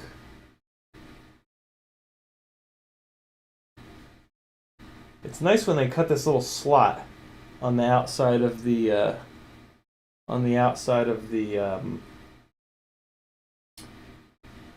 PCB so that you can just install these rubber grommets by pushing them in from the outside. You know what I mean? JHE-MCU, their little slits that they put. Why is my nose itching so bad? What the hell's going on? You guys remember when my nose used to get like really angry and itchy on every single live stream? That shit was real annoying. I'm not gonna lie. I was starting to get really pissed off by that back then, I remember. Alright, so we're throwing a little 2mm spacer on here. This is going to be beautiful to lock these standoff screws down. Kestrel says, why the TP3 and not the baby tooth? Because it's removable arms, and I'm going to batter the living shit out of this thing. And it's not that much of a weight difference, I don't think. So yeah. Hell, I might even Nio-gel this, if I'm completely honest.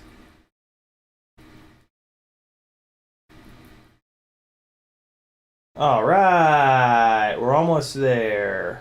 Oh god, I have to find a receiver for this. I hope I have an extra RXSR floating around. If I don't, I'm actually going to cannibalize one of the ripsqueaks to steal the RXSR out of it, so I can replace it with a Crossfire Nano. I've been wanting to do that on all the... I have done that on all the ripsqueaks but one. Is move them over to... yeah, my nose is itching like a motherfucker. Switch them over to Crossfire. Because I'm going to start doing sketchy ass shit with those ripsqueaks, friends. I'm going to send them up every single building in downtown Atlanta. And I'm not going to feel even a little bit bad about it, because a ripsqueak, even at full tilt, is just not going to really hurt anybody. And, like, I'm not going to hit a person. Like, when you start doing big building dive shit, right, like, you're not going to hit a person. You're going to hit a car. That's really the big worry. And a 5-inch rig, I think, will get pretty goddamn far through the windshield of a car. And, like, you know, that can then cause the driver to crash and kill someone. So, like, yeah, if...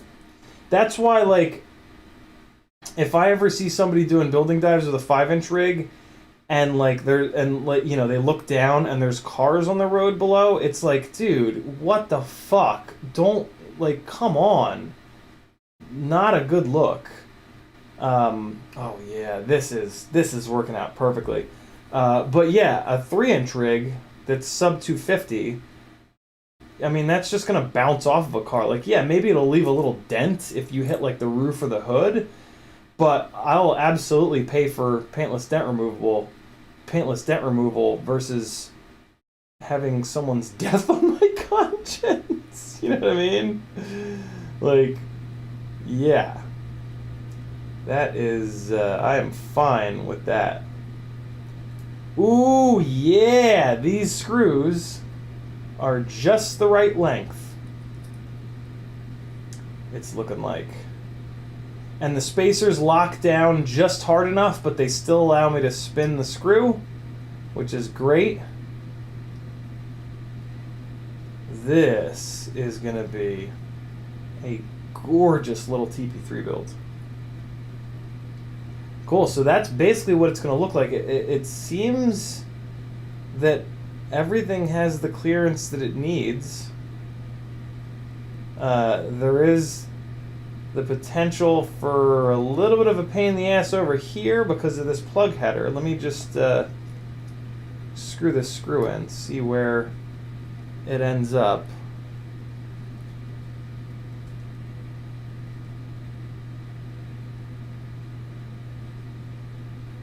Alright. Well, that is now hitting that. So that's not great. But I mean, it is fully locked in. So I mean, this is like good to go. I can probably just hit this plug header with a file and just take the corner off of it there to help that clear. See what I mean? So that's the only... And it looks like they might have broken it out into pads here. They didn't label anything, though, which is kind of obnoxious. But, you know.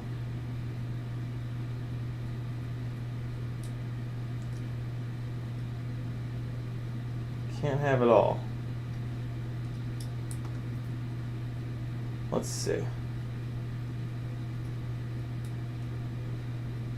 Alright.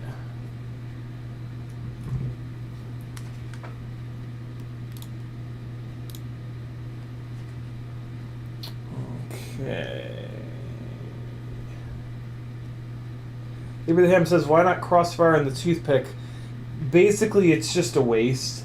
I'm never going to fly a toothpick so far that crossfire is any benefit. So, like, why spend the extra money on crossfire when an RXSR, which I already have, is going to be totally fine. Hey, here it is. Okay, so they did label it VTX data ground 5-volt cam.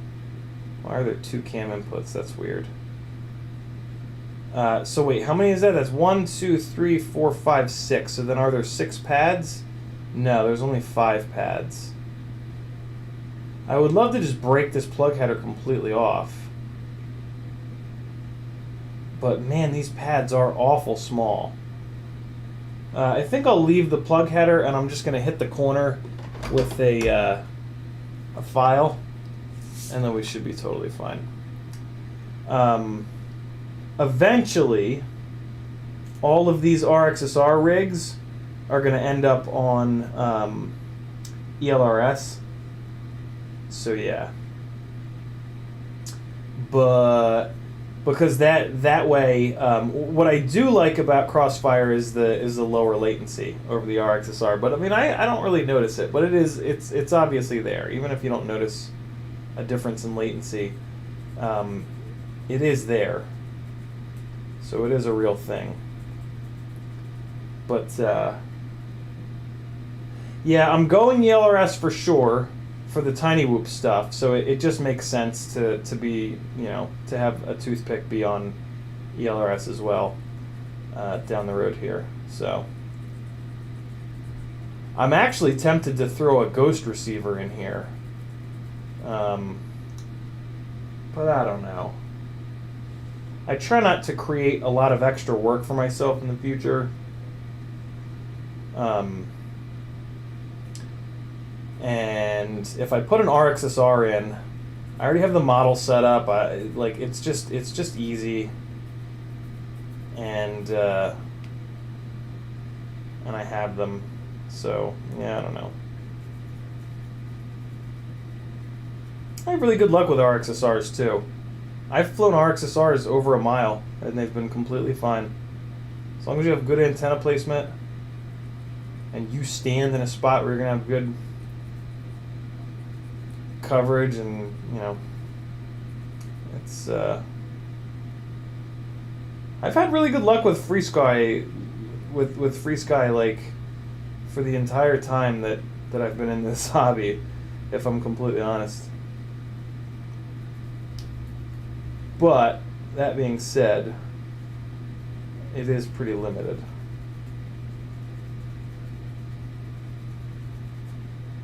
So I'll move away from it at some point, but there's no hurry. I'm being really careful because somebody in the chat said that they've knocked components off of this Nameless RC DVR VTX in the past, so that's why this is kind of taking forever. Okay, so that looks much better. I don't think you guys are going to be able to see that. You guys, it's not going to focus. Even if it does focus, it's going to be too small. But yeah, I just rounded the back of that off, and that's just going to give me ever so slightly more clearance. And I'm going to do the same thing here. Just going to take a little bit of the material off. Man, this is some gummy ass plastic here.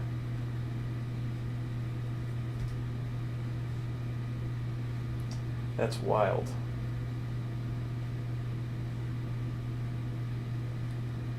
It's only really the front of it, right? Yeah, it's just the front here.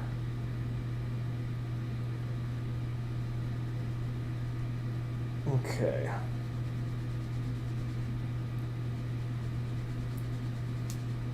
Come on, you. I don't want to take too much material off because this thing is going to get the hell beaten out of it. So just a little bit there.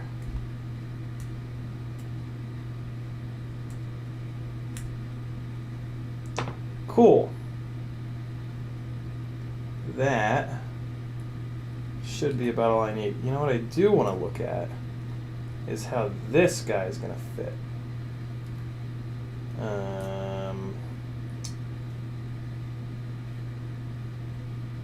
About the same.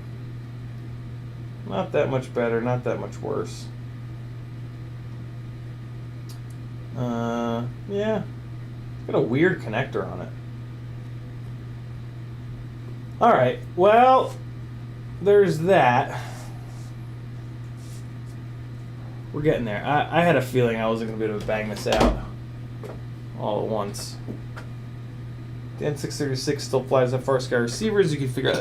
Oh boy, that just came pouring out. I apologize to anyone who's that disgusted, but it snuck up on me. What can I say? It just kind of surprised me. What is this? This is a goddamn ESC. Here is the question. Is there an RXSR? There is! Look at that! Hi, little friend! Ooh! That's an XM, isn't it? Is that a little FR-Sky XM? Or XM Plus? God, I can't even read it. Hold on, let me see. Maybe I'll use this. Nah. FR Sky XM. Wow. I'll save this for a Tiny Whoop. This is a Tiny Whoop receiver. It doesn't belong on an outside rig. I'm gonna use this little friend. Do I have any wiring harnesses in here? Of course not. Of course I don't.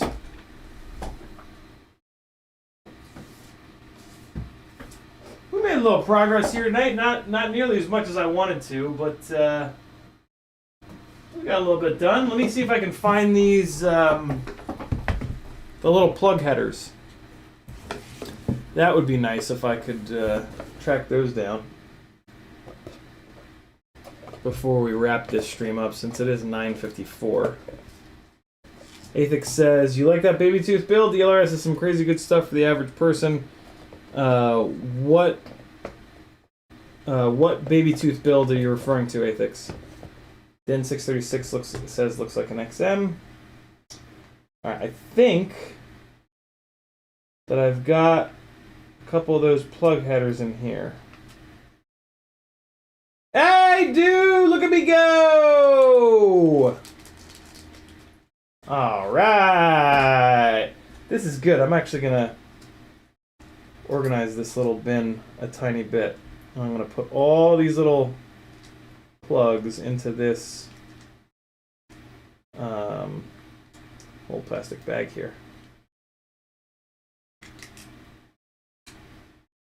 Get off of there. Okay. Okay. So these are what I need. Yeah. All right. One. Are these all the same? I think they are. Two. No, they're not. Look at that. That's interesting. Let me get the matching ones. The matchies.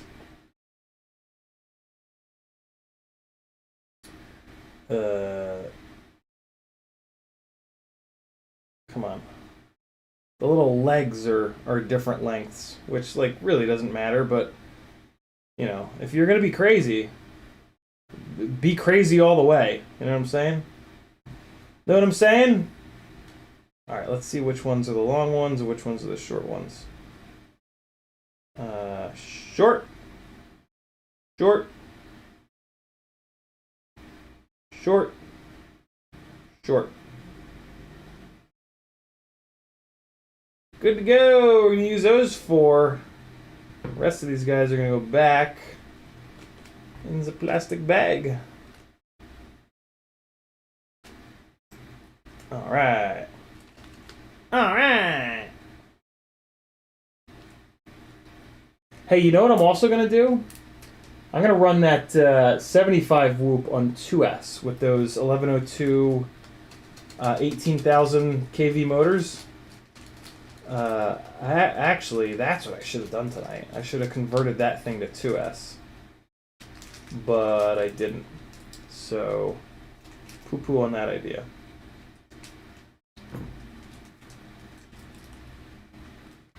And it's too late now, so suck it, Trebek. Wait, no, we want this. Throw these guys in here. And throw one of these. No. That's fine. All right.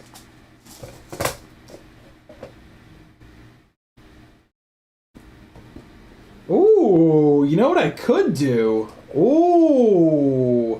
Oh, wait, no, I don't need to do this. I was going to say, I could use this Goober canopy that's got the VTX built in, but this has a VTX. This would be fun for a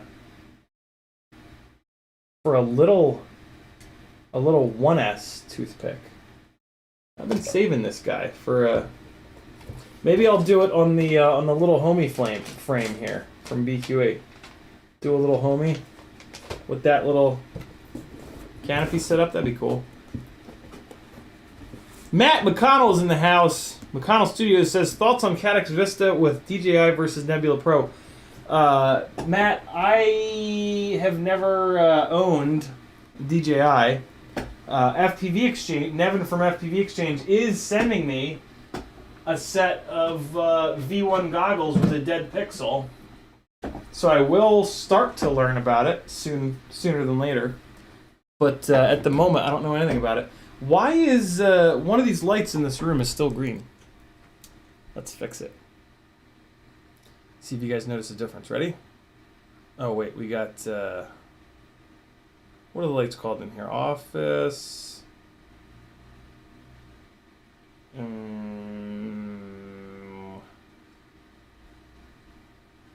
What's that lamp called? Office workbench. Sure. I know why. It's because I added it. Ah! Oh boy. Do you notice the difference? No, there's no difference. Jesus. Scared me. Office workbench. I need to add that to the group. Oh, no, wait, hold on. Assign device. Office workbench. All right, save. See a difference over here? Is it a little more purple? No. No such thing. What's up, B-Man? About to wrap it up.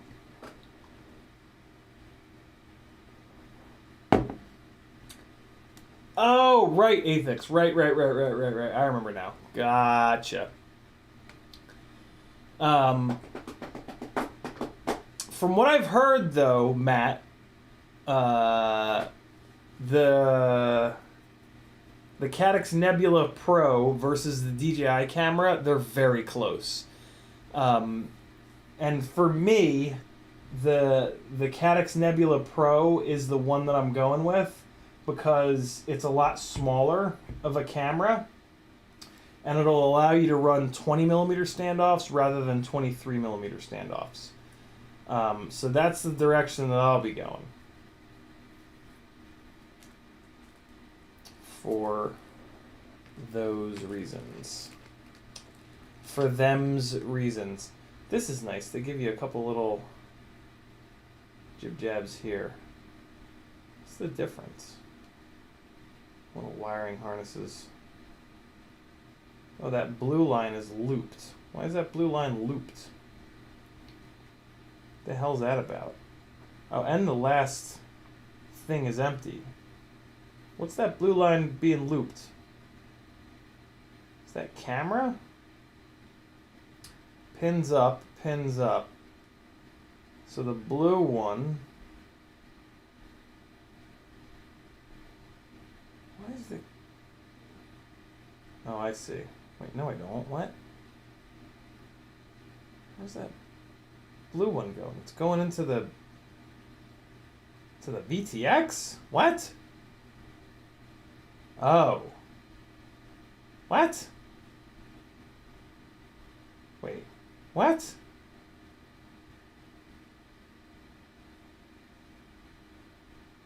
Wait a second. What the hell? Camera... This is not the wiring harness to use. It will be this one. Pins up. So we've got... What is it? Why is there a VTX pad? This is the VTX. What is... What? Why? Why are there so many wires coming out of this? It's just... Oh, the effing OSD. The OSD, the OSD, the OSD, the OSD, the OSD, the OSD, the OSD. Got it. Got it. So this is actually the one that I'm going to run. Because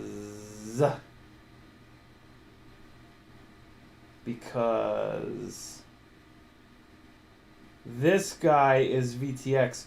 So this is going to hook up to the AIO. And then this, I guess this is going to hook up to the camera? Yeah. Yeah, right. Camera into the video in on the AIO, video out on the... I gotcha. Okay, so this is the wiring harness that we're going to use. And smart audio, 5 volt and ground. Okay, cool. So that's good to go. We're gonna install these guys back there. That one is pushing up against the FET, which is just terrible. No, it's okay. It fits. And those stick through the bottom a little bit, so we'll just blop some solder in there. All right, we'll let it run. We'll run a couple minutes long here. Let me get some soldering done. Let me get these. It'll be as if we've soldered up the motors by just putting these little plugs on. So this'll be incredibly satisfying.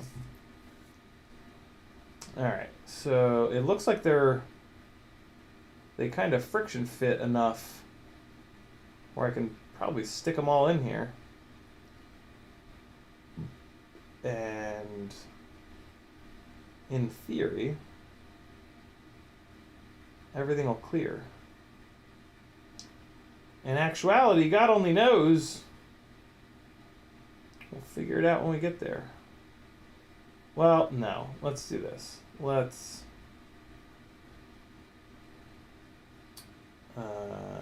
the ATX.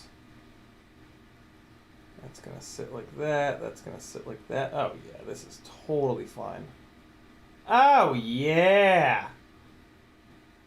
Oh, my God. That's beautiful, actually. I am digging that. Okay. Here we go. We are going to get these little buddies on here.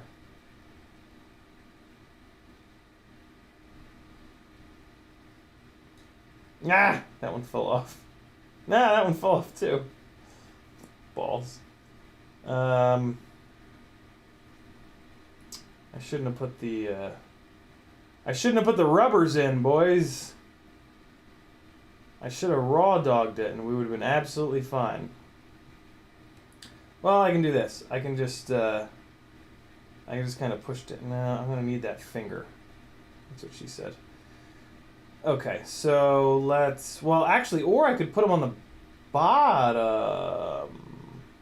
Ooh, that's interesting. What if I put them on the bottom? So when this is on here, oh my God, yes. Oh, they're going on the bottom.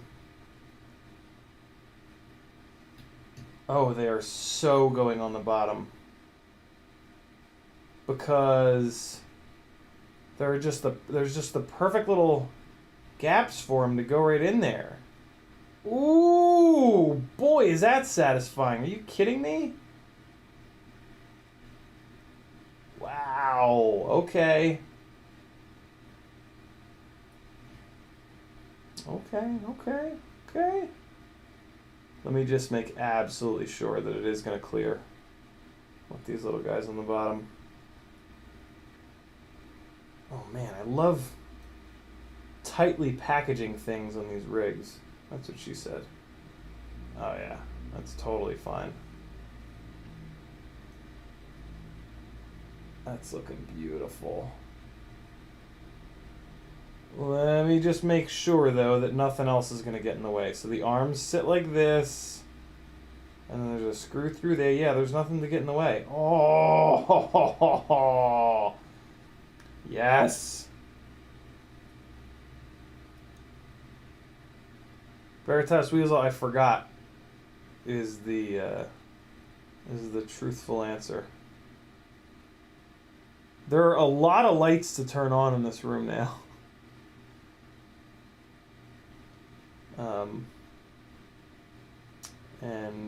Yeah, I forgot. Plus, I mean, it is, Christmas is over. So I could also hide behind that excuse. Soldering iron is up to temperature. Once I get these guys all nice and happy, We will solder them on. There we go. Cool. So those 4 little buddies are there. I'm going to take my new flux pen and add some flux to all 4. All right. Clean the tip of the iron, and away we go. I'm going to see if I can feed solder into these, but they are pretty close together. Let's see what happens here.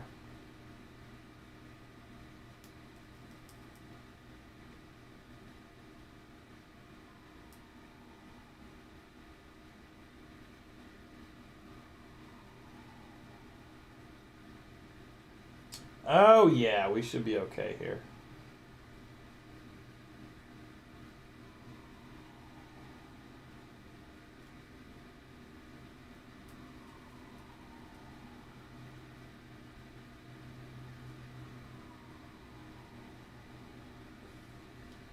Hey, I think we're gonna be fine.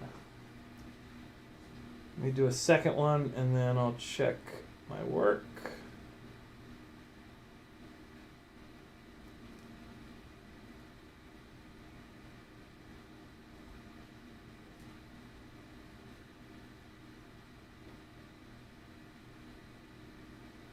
Sometimes on these really small pads,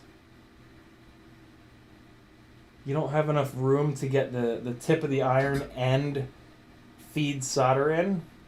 But in this case, it looks like I have just enough room. And I really like to do that when I'm dealing with through holes, because as I add solder in here, it tends to push it down into the through holes, and you get a really, really strong solder joint when you do that.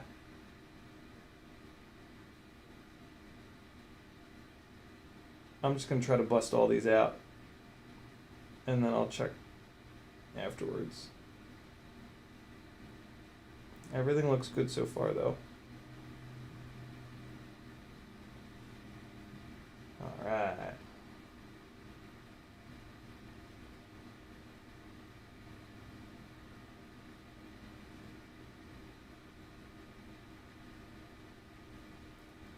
Man, it's funny now. I went to this katsu place, and they made the katsu, and they gave me this sauce, and the sauce smelled exactly like soldering fumes, and it kind of made me like a little nauseous. And what's weird is now, when I smell solder fumes, I think about that katsu sauce. And I don't love it. Like, it's not. I wish I didn't. I try to remove a little solder from this one. Here. Okay, good to go. Solder travels towards the heat, so if you just put a clean tipped iron on, you can just pull a little tiny bit of solder off. Those two bridge together. So let's do it again here.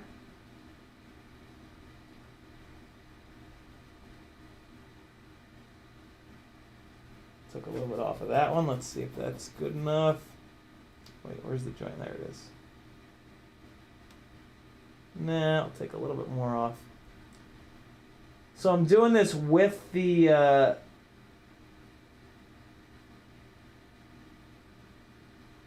with the 5X loop in my eyeball, which is about to fall out.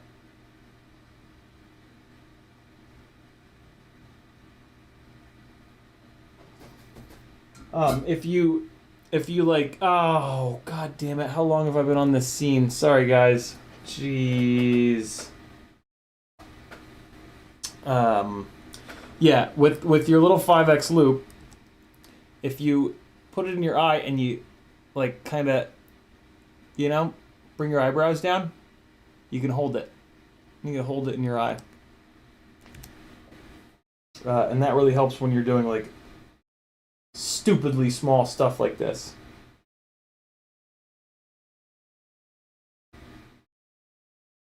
And all right, so that one looks totally fine.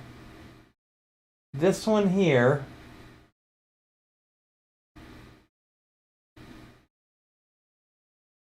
yeah, it's hard to tell.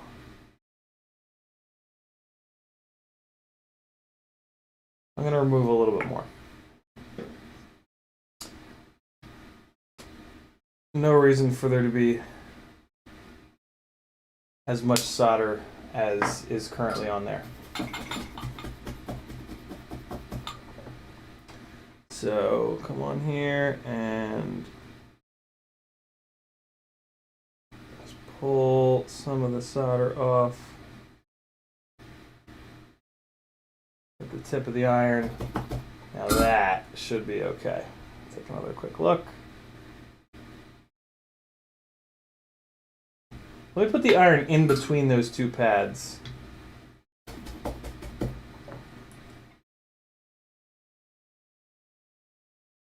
Well, now they're fully bridged, so that was stupid. There we go. That should have cleared it. Let's see.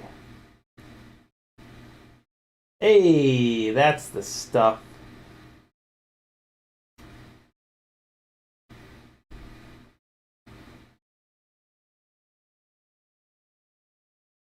Okay, cool. That one's good now. Let me look at these other ones again.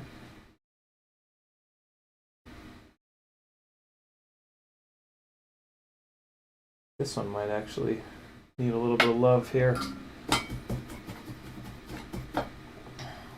Let's just take a little off the top there. Let's see if that was enough. Yep. Good to go. And then this one here.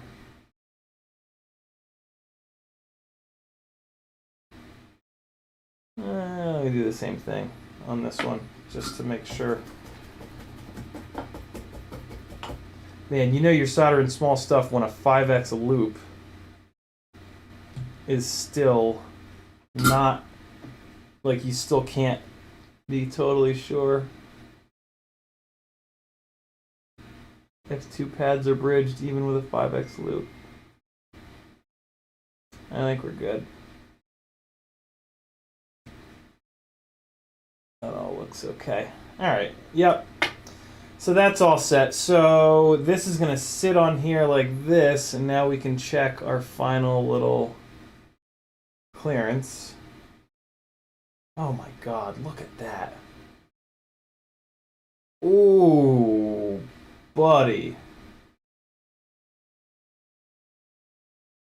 Although,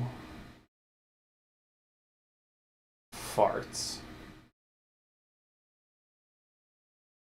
It's actually, I think it might be hitting. Damn, that is so close. I should have M2x3 spacers. Hold on.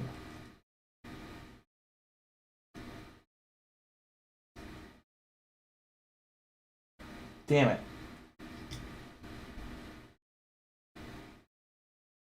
Yeah, it's sitting against this. I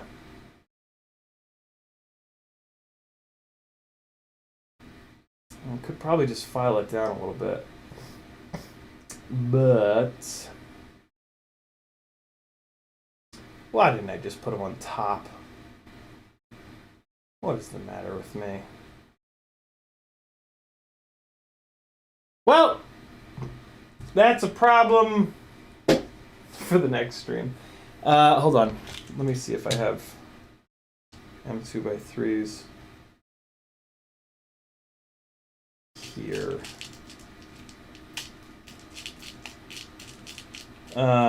You can use lock washers. They do work as M2x3s. I could just do that. That's probably what I'll do. Yeah, I think that's what I'll do.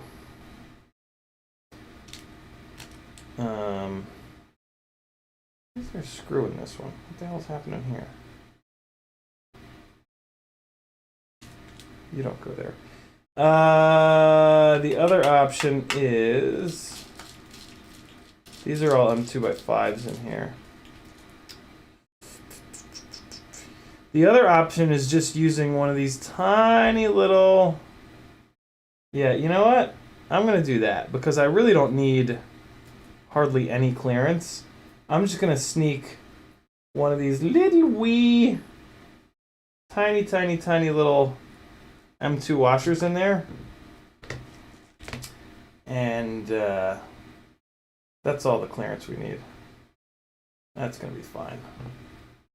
So I'm just going to take these little buddies and just sneak them on over. They're too big. I have to put them under. Right? Probably going to hit. Let's see. Yeah, it hits. I'll sneak them under the spacers. That'll be fine. Let me just make sure that's going to work.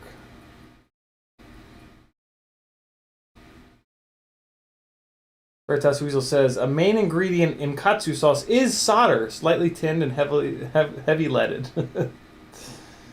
Abraham says, do you do the test where you push props on and spin to see if there's any drag? That saved me from burning a bridge DSC more than once when soldering those microscopic Whoop motor pads. You know, usually I don't. I always forget about that. I always forget that... but I have a tendency to do that just like out of nervousness, like nervous habitness. Yeah, if a motor's not spinning freely, I'll be like, what? What the hell? What the hell? You know what I mean? That's a great little test, though. Luna's in the house. He says, made it work. CC. Alright, so let's take a look. Let's put this in this direction.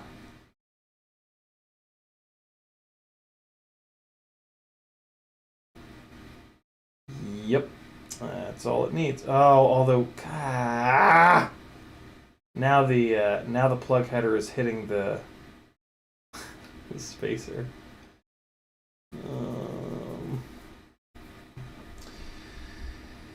Oh, how I wish I had just soldered these connectors onto the top. I can't believe it's so... I can't believe it's like the exact distance. Alright, well, it's been 2.5 hours. I'm going to wrap this up, and I'll deal with it maybe tomorrow. Maybe I'll faff around with this a little bit tomorrow to get this straightened out. Thanks for hanging, friends. Good, OBS. I didn't want the keystrokes to work anyway. I prefer when they don't work. That's why my live streams are worse. Alright, people. I love you. I'm gonna go relax. I'm still kind of recovering. My sleep schedule is jacked. I'm running on like 4 hours sleep right now. Friday night dinner. Me and you. 7 o'clock Friday. Wait, no, hold on. Today's the 29th. Thursday's the 30th. Friday's the 31st. I don't know if I'll stream on Friday. 7 o'clock? Yeah, I'll probably still stream at 7. I might not go until 9. I might bail a little bit early, but I'll stream on Friday. See you guys on New Year's Eve at 7-ish o'clock. Cool? Love you guys. Here comes some frying with fry cook oil.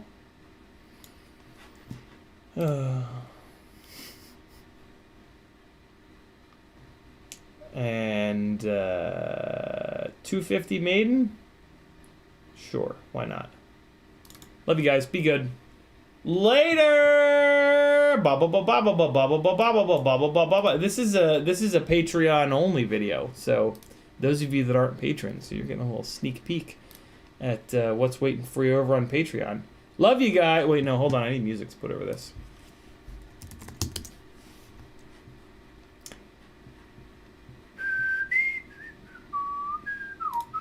Love you guys. Be good. Don't do anything I wouldn't do.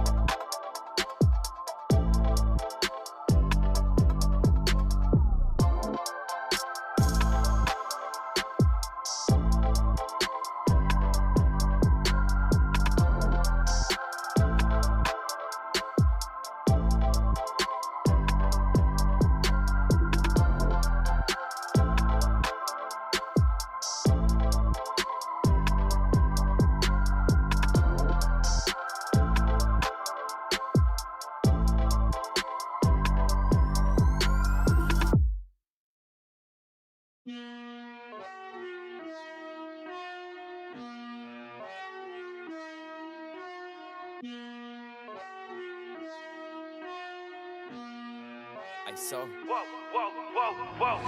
clear out the room, I'm coming through. They wanna see what I'm about. Yeah, I got skills, do it for the thrill. I'm on a paper route. Extra, read about it. I'm today's trending topic. I put commas over bullshit. Yeah, I put that on mamas. They tryna block all my blessings. They thought I lost for stepping. I bet on me and my team. ISO is what I'm repping. Put on for the whole city. Yeah, I got them rocking with me. I bet on me and my team. ISO is what I'm repping. Sending emojis. I'm blowing a pack of that OG. Don't be acting like you know me. And if you did, that's the old me.